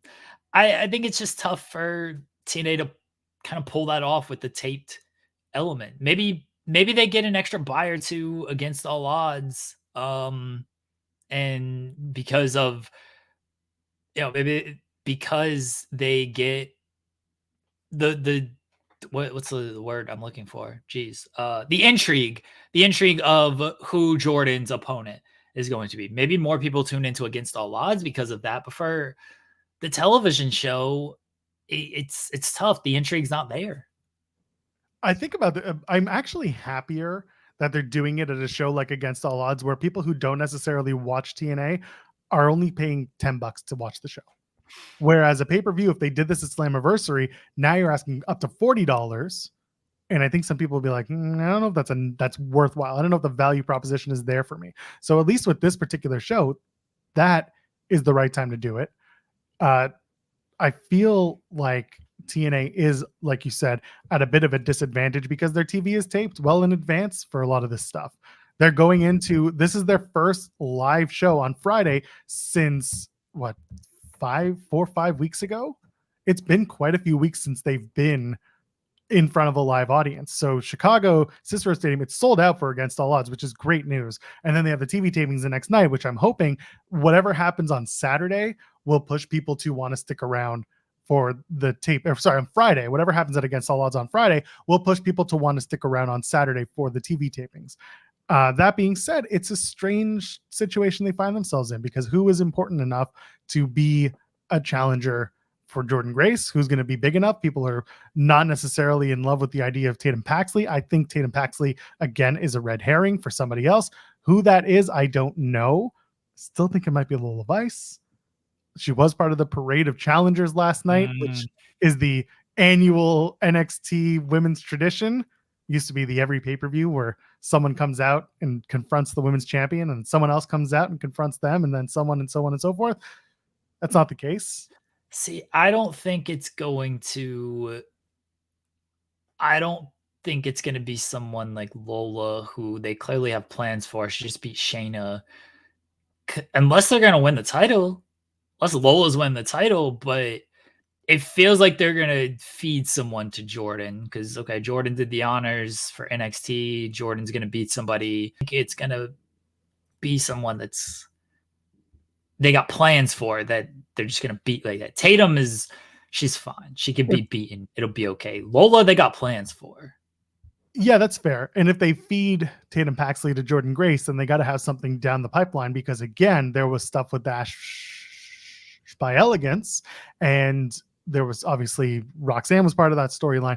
There's basically 4 women here that you could do something with, but Tatum Paxley it's not there yet for me. And the problem is they can't really build it ahead of the show because they can do a pre-show video, but it's not going to do much in terms of viewership. And again, yes, you can watch it on Access, but I still implore people, it's $1 a month on the TNA YouTube channel to watch their shows live, commercial free, or anytime.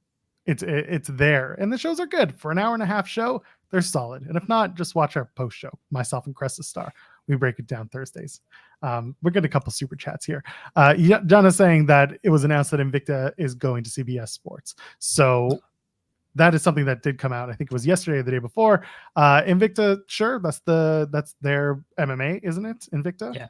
So if they're going to CBS, I don't necessarily see TNA doing the same. I do see that maybe production gets a little amalgamated because Invicta and TNA will have different taping schedules. But other than that, I don't know if they're going to end up on CBS. That'd be an interesting crossover, though. TNA. Yeah. Anyway, and Speed Punk also sent one saying, Jeremy, that would be weird because what would TNA call Michin if they brought her over? They wouldn't know whether to call her Michin, Mia Yim, or Jade. And I'm all for them calling her Jade and having people be super confused. They should have Michin and the Good Brothers just show up on this show. I don't want to be mean about TNA, Joel. I'm sorry. I got to be mean about TNA. I get it. I'm used to it. Let's say like they're kind of teasing an NXT name potentially showing up here. The rest of this card, you're looking at it and like Moose and Broken Matt Hardy ain't lighting the world on fire. They got to do something real entertaining tonight. I like Mustafa Ali, Trent Seven, fine. Like, all right. The System against the Nemeths. I do like Macklin and Santana as a team. We love Macklin. We love Santana against the Rascals. That's good. You know, they kind of teased the Rascals because Wesley got jumped and then they just sent New Catch Republic and it was like, oh, okay. Like, I guess we're not going to get the Rascals. Well, I think it's a later play. Maybe. Or it could be that they send Wesley over to TNA. Very possible. You know, they got Callahan and Gresham on the Countdown show, which... Well, yeah, because Sammy Callahan is averse to Squid Ink, poisonous Squid Ink, because Sammy Callahan is from Ohio and he was born from the depths of gross. So the Squid Ink that got everyone else didn't get Sammy Callahan. Okay. It's not... Oh, and they got EY and Josh Alexander teaming up to take on Ace of Base, which is going to be again fun match. Yeah. But there's really their tag team division. I've said this before on our post show is the one thing that they really need to work on. They got a lot of dudes, and I speak specifically men at the top level. We've talked about it on our show. They got a lot of world title challengers, and not much going underneath, especially in the tag team division. I think it's tough when you see kind of the talent they have. When you see, I mean, you just mentioned the people in this tag teams, Alexander, Macklin, Santana, and they're kind of in, I don't say throwaway tag team matches because there's a little bit of story to them, but they're in these undercard tag team matches, and your headlining matches, Moose and Broken Matt Hardy, and you have the Nemeths challenging for the actual tag team titles. I said it once and I said it again. This match was better served to be at Against All Odds because nobody wanted Moose and Matt Hardy headlining Slammiversary in 2024. That always felt to me like they were going to do Nemeth and Moose at Slammiversary, title on the line, and that was Nemeth's final, his big moment. He finally gets the title. But now they're also pushing Joe Hendry, which is pretty interesting because Hendry up until this point has been this comedy, really good wrestler, but by and large, everything's a joke to him. But now they're starting to treat him seriously. He's going up against members of the system. His first match one-on-one with Edward Edwards was a really, really good match. And he made the save for Matt Hardy, or for the Nemeths, and not Matt Hardy. Anyway, he made the save in the last week's match. And so they're treating him seriously. So Joe Hendry could come into this. I don't know. They should. I do like J&A's R-Truth TNA guest spot. Oh, they got to do it. Yeah. They got a lot of stuff they can do with this, even if it is just a minor like pop, like that kind of things. Will they? I don't know. I know people got mad at you the other week when you're like, you don't want to fantasy book TNA stuff until we see more. But can you blame me? Yeah, I'm kind of in that boat with you now because I don't know what else we're gonna get out of this. Cody was on NXT last night. They got this 25-man battle royal, and he said people from other locker rooms. So this is why show up. This is why I'm saying I'm going to wait until Saturday to get my hopes up. I understand, Sean made the joke about Wesley and the Rascals and Fightful Select. We had the report that, the feeling is softened about Zachary Wentz and his exit from NXT. That's great. Cody did come out in the crossover segment with Trick. Bless Trick for wearing those boots. God bless.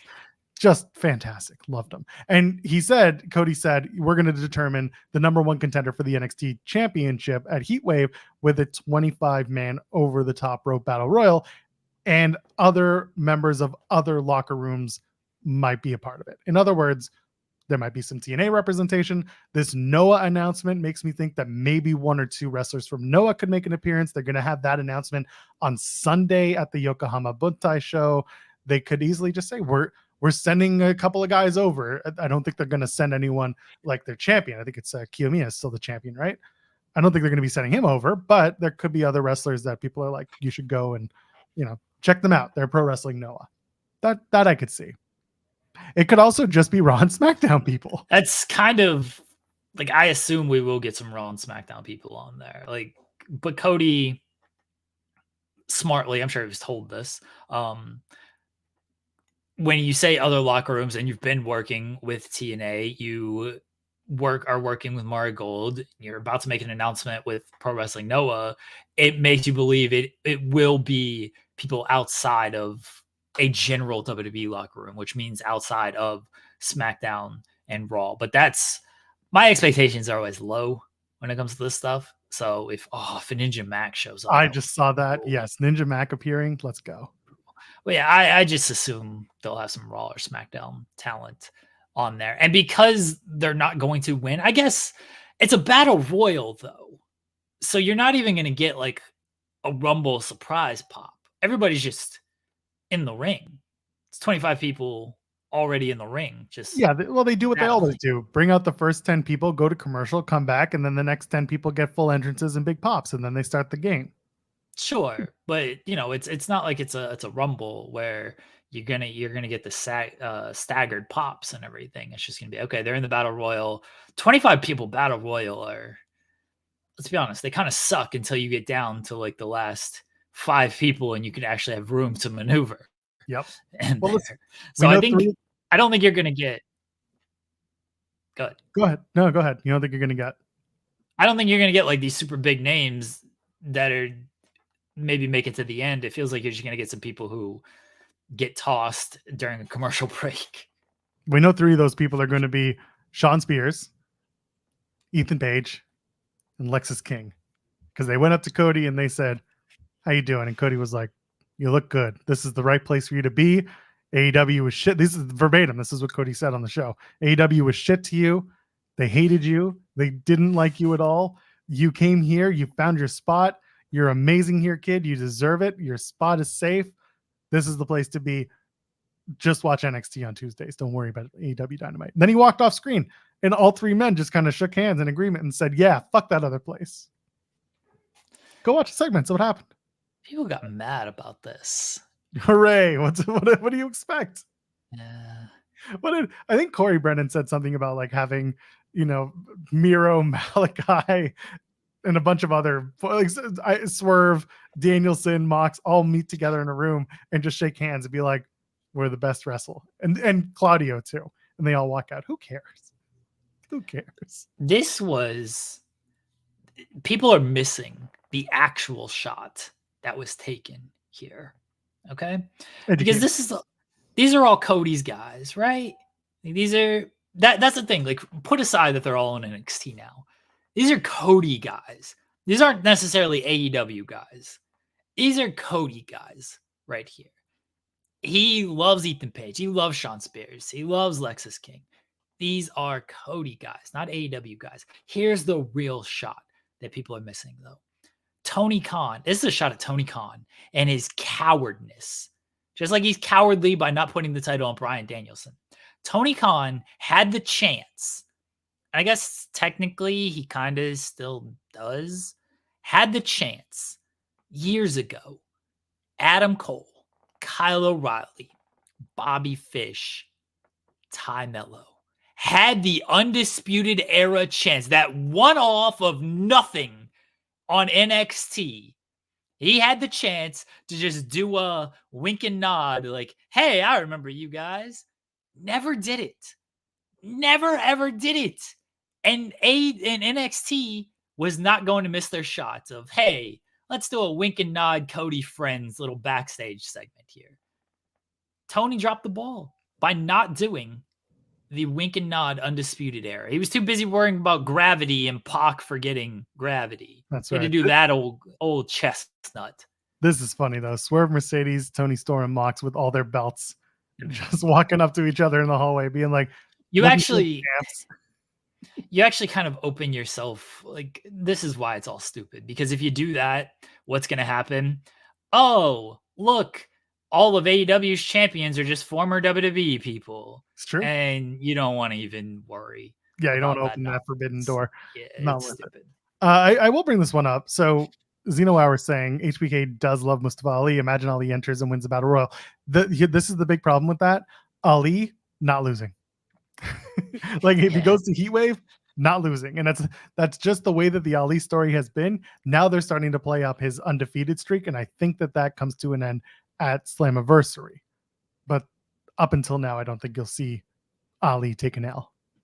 Well, I should just win the NXT title.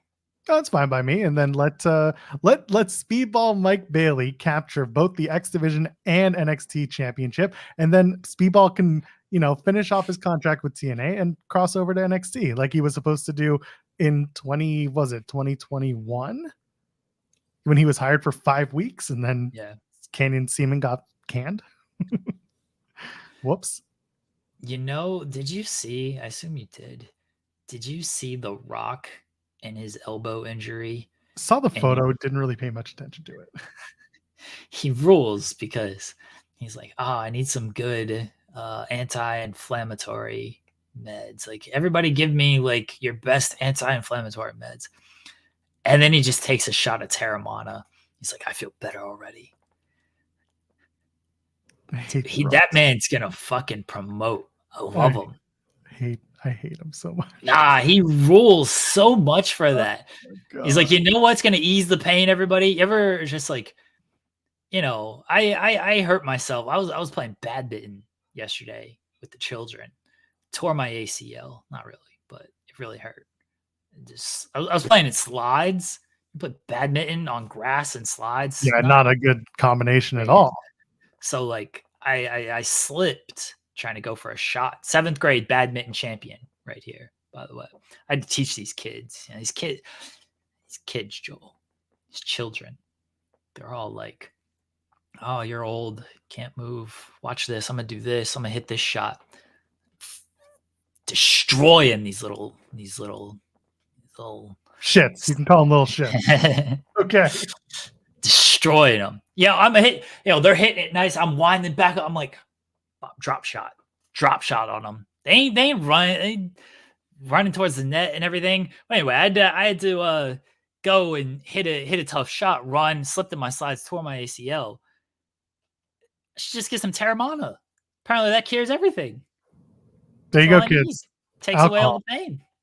You should have some In-N-Out Burger. He's never had it before. Dude, The Rock rules. I know people feel a type of way about him, but like, he rules, man. The anonymous ITW general manager saying, I'm also very good at badminton. She's very what at badminton? Good.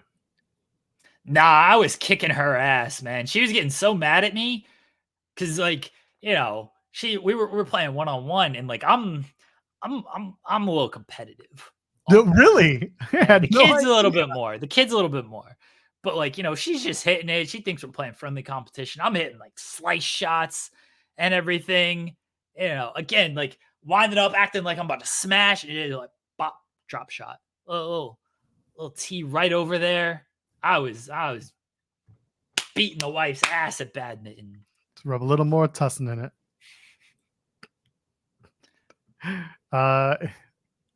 AEW Dynamite.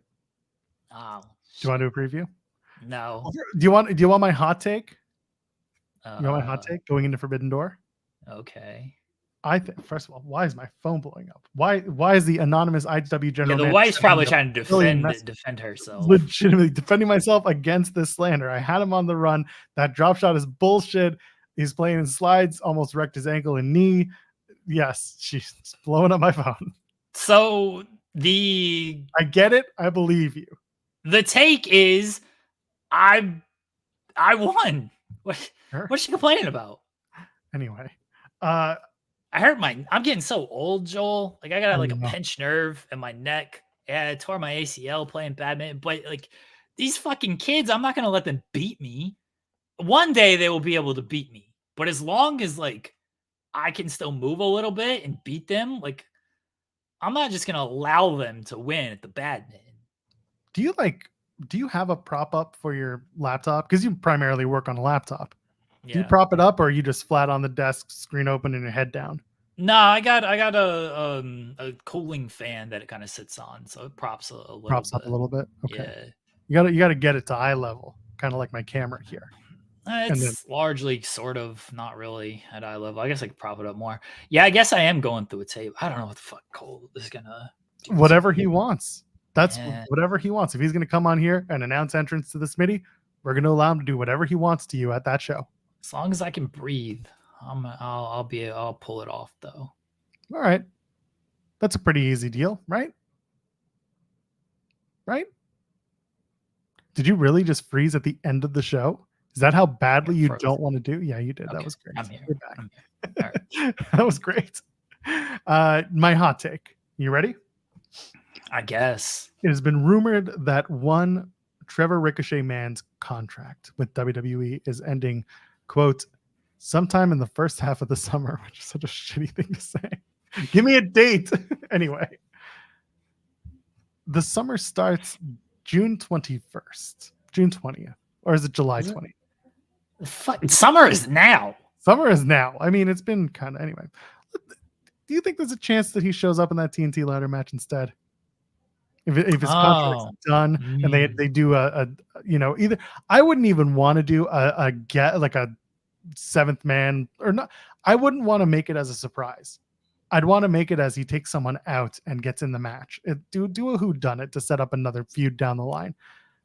I want Ricochet in that ladder match because I think that would be a great opening showcase and a great just moment for him to get a head start in AEW. I don't know. I don't think it's going to happen because I don't know when his contract is officially done with WWE, or maybe there's some good faith and he's already given his notice and WWE is just going to be like, all right, you're leaving anyway, so let's get out now. We already did what we needed to do with you. We already killed you, so greener pastures. Go ahead.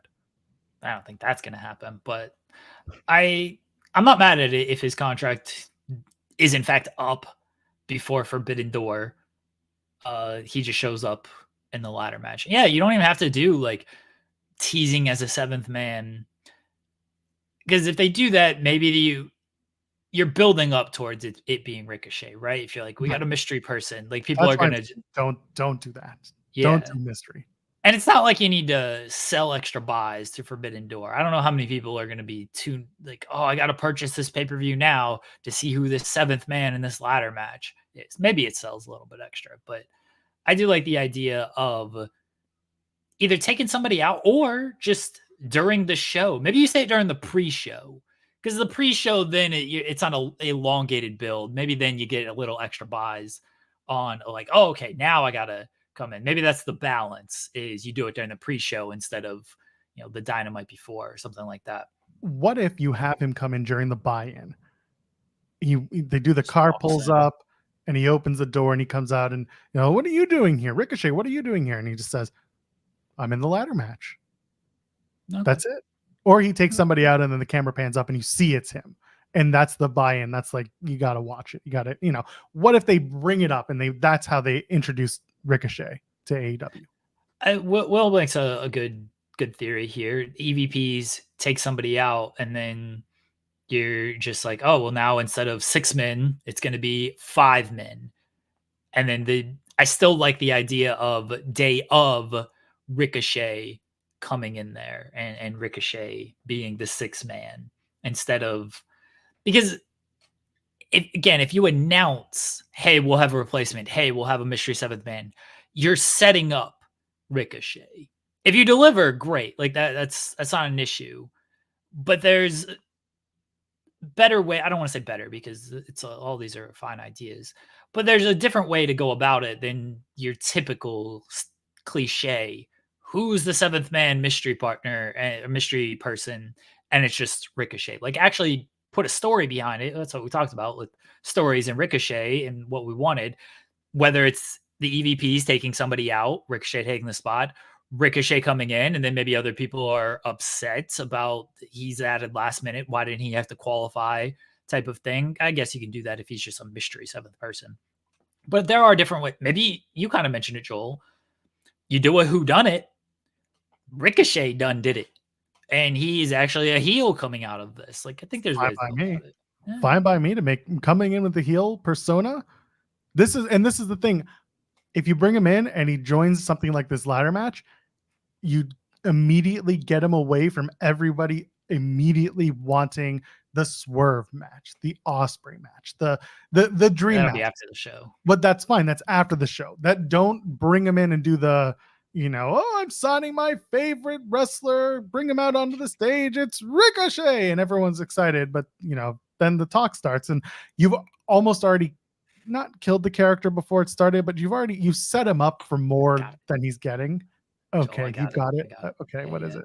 Yeah. So my soul was kind of on the way of here. Jack taking him out when he's on the cusp of winning be great. No. Forget all that. Jack Perry is about to win. He's there. He's reaching for the title. And then you hear the gunshot. That stupid little gunshot that WWE has on the intro.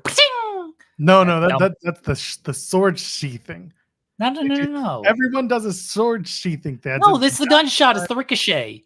Oh, it's that. Oh, yeah, it goes one and only. Like, that's his theme. In a long time, but okay. Is that not his theme? I think he got rid of that a while ago. No, he didn't. That's been his theme for like 5 years. I haven't heard his theme in like 5 years, so yeah. That's his theme, right, chat? Isn't that how his theme goes? He's been on speed this whole time, so I haven't heard his theme since. Well, he should go to rehab for that. But isn't that his theme, everybody? It was. Am I crazy? You're not crazy. Just at one point it was. I don't know if it still is or still was up until last week. That's still his theme. Let's just pretend it's still his theme. Sure, just run with it. Just run So anyway, it goes, you hear the gunshot, it goes, pa-ting! And then Jack Perry just falls off the ladder. He got shot. He thinks it's a gunshot. Yeah. It just falls off the ladder. And then Ricochet comes running down and everyone says it is. Thank you. They're lying to you. They're lying to you. Someone's telling you to move past it. No, we're never going to move past it. We're going to stay. We're going to go and find out which one it is. That's his theme.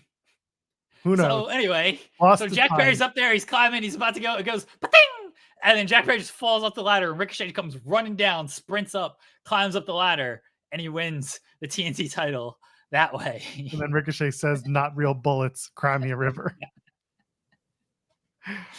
That's the best booking of Ricochet he's had in years. Probably. At least he would have won. Hey, he has the Speed Championship for another week, so it's okay. I love that his last match in WWE is technically against a 3-minute match against Andrade. That rules. That's my favorite. My favorite storyline is the Andrade. All right. Anyway, that's what I'm thinking for TNT title match. Ricochet wins. Dynamite tonight, Des Moines, Iowa. Fightful Zone Rob Wilkins will be there. I don't know why. He's just driving up. Who else is going to be there? Do you want to do the intro? Do you want to, not the intro? Do you want to run down the card? Not really. Here's what I need from Dynamite tonight, Joel. This is all I need. All right. I need them to announce something good for Collision. That's all I'm tuning in for. Just one good thing. I'm letting you know right now, Tony Khan, if you're listening. I assume you're listening. I'm on the fence about going to Collision. I like Deonna and Thunder Rosa. Good match. Everything else that's been announced doesn't really feel like, I should make this drive and go to Collision. I need something, Tony. Christian, burying dead fathers, and so not really into that. Sorry. House of Black returning. No, sorry. Not super interested. Lee Moriarty against Dante Martin. Not selling me here. You got to give me something that makes me want to go to Collision on Saturday. I don't want your sicko, unless it's a Bryan Danielson match. I don't want your sicko booking of like, I'll give you Will Ospreay against Penta. Care about Will Ospreay against Penta. I don't want that match. All right. Brian and Roosh. Oh, that fucking rule. That match was great last time they did it. Yeah, they do it again. Yeah. This time Brian loses to Roosh. Any type of Danielson match, I'm all for. I'm all for. Odds are you're going to get a Danielson match on Collision at this rate. Well, I need it to be announced. I'm not just going to show up hoping for a Bryan Danielson match and then they're not happening. What if it's Bryan Danielson versus Evil? Oh, hell yeah. Let's be go. all over that. Yeah, you would do that for a minute. Yeah. So I need you to announce something good for Collision. That's what I'm asking for. Danielson versus Dustin Rhodes. Billy. Oh yeah, hell yeah. Give me a Billy Gunn match. Billy Gunn versus Bryan Danielson. Oh, ooh. Y'all about it? There, of course. It needs to be the whole show though. Just cancel the rest of the show. 2 hours. Bryan Danielson, Billy Gunn. We doing this? You doing the rundown or what? You don't have to. I mean, if someone else wants to, Do you want to do it? Not really. What accent? I did singing last week. Yeah, you did. You did. We made a video of it, or it was a thing. It did good. Yeah. Oh, I did singing. So, what is it? Why are you mad? Zeno Hour. Evil is the greatest wrestler of all time. True. He works smarter, not harder. He knows how to do this. He'll be around for much longer than any of your favorites. None of these flips and all this stuff. Evil just goes in there. It's just like, what's up? And then other people run in, and Evil's like chilling. And then more people run in, and then Evil hits his little move. Everything is evil, and then he wins. Fucking rules. Oh, this is a really good idea. I don't know if you can vamp for a minute. I will type it out. I did that on the the Christmas stream. Christmas stream. Yeah. You gotta type it out, all of it. Takes a while. Oh, you don't really. I want to see how Siri does Zeus. You don't really have to type it. You just copy and paste. From where? All I see is the rundowns from the. I guess I could take it tweet by tweet. But I'm just looking at the infographic. Nah, just look at we got it up on the website. Joel, check the website. Oh, we do have it on the website, don't we? Yeah. Anyway. Because they're going to Scotland. Maybe it's AEW Dynamite live from Des Moines, Iowa. Live. Fuck. You want to do it, or you want to wait for? No. Do the Groundskeeper Willie accent. Do the Dynamite rundown as Groundskeeper Willie. Okay. You want to get sued? Sorry. You were supposed to. You're supposed to do Sideshow Bob last week, wasn't it? Krusty. It was supposed to be Krusty. Oh yeah. That's who you're supposed to do this week. Oh no, we're doing Groundskeeper Willie now. You've already. Ryan Lambert just touched down on a plane and he's watching us now. That's unfortunate. God bless. In Trios action, we have the Ring of Honor World Champion. Why did I suddenly become Ukrainian? That was a problem. This whole thing's a problem. You're gonna get us sued. Drew hears ya. Drew don't care. That's gonna be. What is this? Get in my belly. Oh, right? that's so. It's going to be Ring of Honor World Champion Mark Briscoe along with Kyle O'Reilly. And why is he suddenly? What is he doing here? Orange Cassidy. They're going to take on the team of Kyle Fletcher. Really, okay. You know what? I'm done with this gimmick. Why is the Ring of Honor World Champion in a match opposed to the Ring of Honor World Television Champion, but neither of the two can show up on their own programs? Well, they're on AEW. That's a Kate problem, I guess. Kyle Fletcher, Roderick Strong, Konosuke Takeshita. They're going to take on Mark Briscoe, Kyle O'Reilly, and Orange Cassidy in a trios match tonight, live on TBS, 8 p.m. Eastern, only on TBS. Roosh is in action. And TV time with Chris Jericho, the learning tree. What is he learning? I don't know. Why do I keep going into a Ukrainian accent? Yeah, that's not Scottish anymore. No, I don't know what is this? I keep going into something else. Private Party are going to be part of the learning trees TV time on. It's almost like partially Russian, I feel. It's almost a little Russian. Yeah. That's right. A qualifying match for the TNT Championship. Everyone is banned from ringside as the natural Dustin Rhodes takes on Jack Perry. Now it's Arnold. That's fucking Arnold right there. It really is. It really is. Yeah, that was Arnold there. Yeah. And for the TBS championship, Mercedes Moné takes on Zeuxis. What is that? Oh, I don't know. I'm just like, and the AEW International Championship, Will Ospreay, the champion, is going to take on Rey Fenix. Joel, say I'll be back. I'll be back. No, come on. Do it that whatever accent that was. I'll be back. No.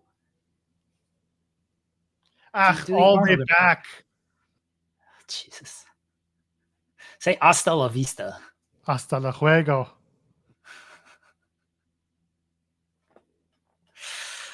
Jeez, that was god awful. Bless you. Joel just mixed like, when I mean, maybe you still do this. When like you mix all the sodas together, Joel just like pressed all the accent buttons together. That's true. That is true. Yeah. That's what he did. You're welcome. This is why I'm here. This is why I'm here on the show. That was like in college when you take like all the alcohol, all your leftover alcohol, and you put it all together, and you just it's like, oh, we got a fifth of rum left, we got a third of vodka. Oh, here's a couple shots of tequila. You just throw it all into one giant like bottle, mix it all up, drink it. That's what Joel just did with like 15 different accents. And you're welcome for it. Oh, it wasn't bad. I mean, I don't want to say. Oh, it was pretty bad. Yeah. We'll do Krusty next week if you're really into it. Crust. Oh. At least your Krusty's not bad. That's okay. Oh no, that'll be fine. I just, Yeah. I thought maybe because they're going to Scotland today, we would, do the, Scottish thing. That was rough, Joel. That was rough. Rough is pretty much how I do it. Yeah. We'll be back on Friday. Jeremy Lambert, do you have anything to plug? Nah, who cares? Check out the interview with Sami Zayn. It drops today. Sean Ross Sapp did that one. Jeremy Lambert did a lot of work on it, so you have to pay attention to it. Also, it's Sammy. People like Sammy. He's good. Real quickly, shout out to, I believe it was Y Solable. He did the poppin' ass passing class headline in our chat on Monday, and Sarah Schreiber took notice of it and popped for it. So our chat actually like alerted us to that tweet from Sarah because I did not see it, and then gave me the idea for the headline. So we put that all together as a family. I know I say a lot of mean things about our chat, but like our chat fucking rules. You guys are dickhead trolls just like me, so I appreciate y'all. And you alert me to the real news that's going on, not all this other nonsense. Who could possibly care? We're popping ass with our Fightful headlines. Brag to my wife. She did not. She didn't not seem pleased. That counts. That counts. This is the thing. Like, you know how Sean once in a while will be like, oh, tell your best friend about the Twitter beef that you have going on. Tell your friends about this show and how you directly affect the course of our news and reporting. Then your friends and family will be there. I don't know what kind of face they'll make, but at least they won't make a bad one. My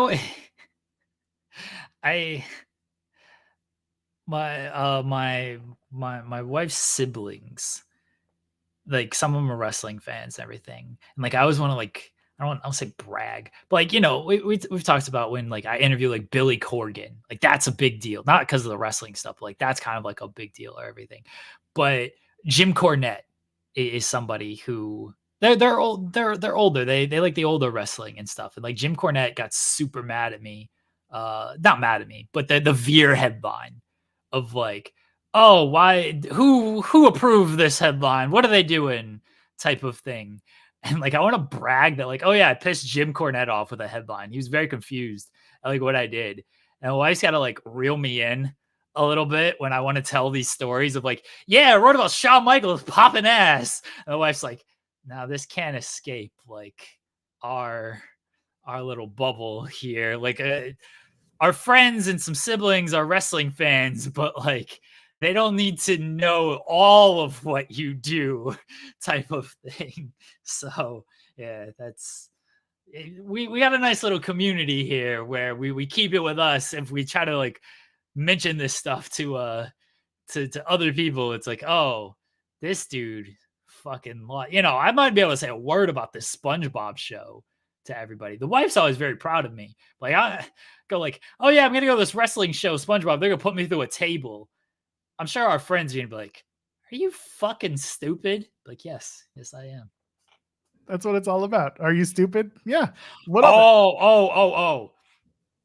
I wore this on the day of the solar eclipse. So the day of the solar eclipse, and we've posted photos and everything. And so friends were like, is Jeremy wearing a shirt with like his face on it? Because like if my hair is like a little pulled back and the beard and everything, like you can kind of see it. I can see it. So yes, our friends are like, why does Jeremy have a shirt with like his face on it, like making that face? I should wear that to like the next like family gathering or something. Be like, what is this about? Have you heard about this dude and his love for tree semen? Let me tell you, just god awful. We do need ITW merch, by the way. What would that even look like? I don't even know. I keep saying I want a new logo for this thing, but nothing ever really gets me there. I don't know what it's supposed to look like. No one does. That's No the one beauty of this show. No one fucking understands it. I like the font that we use. I don't know what we're supposed to do. I don't.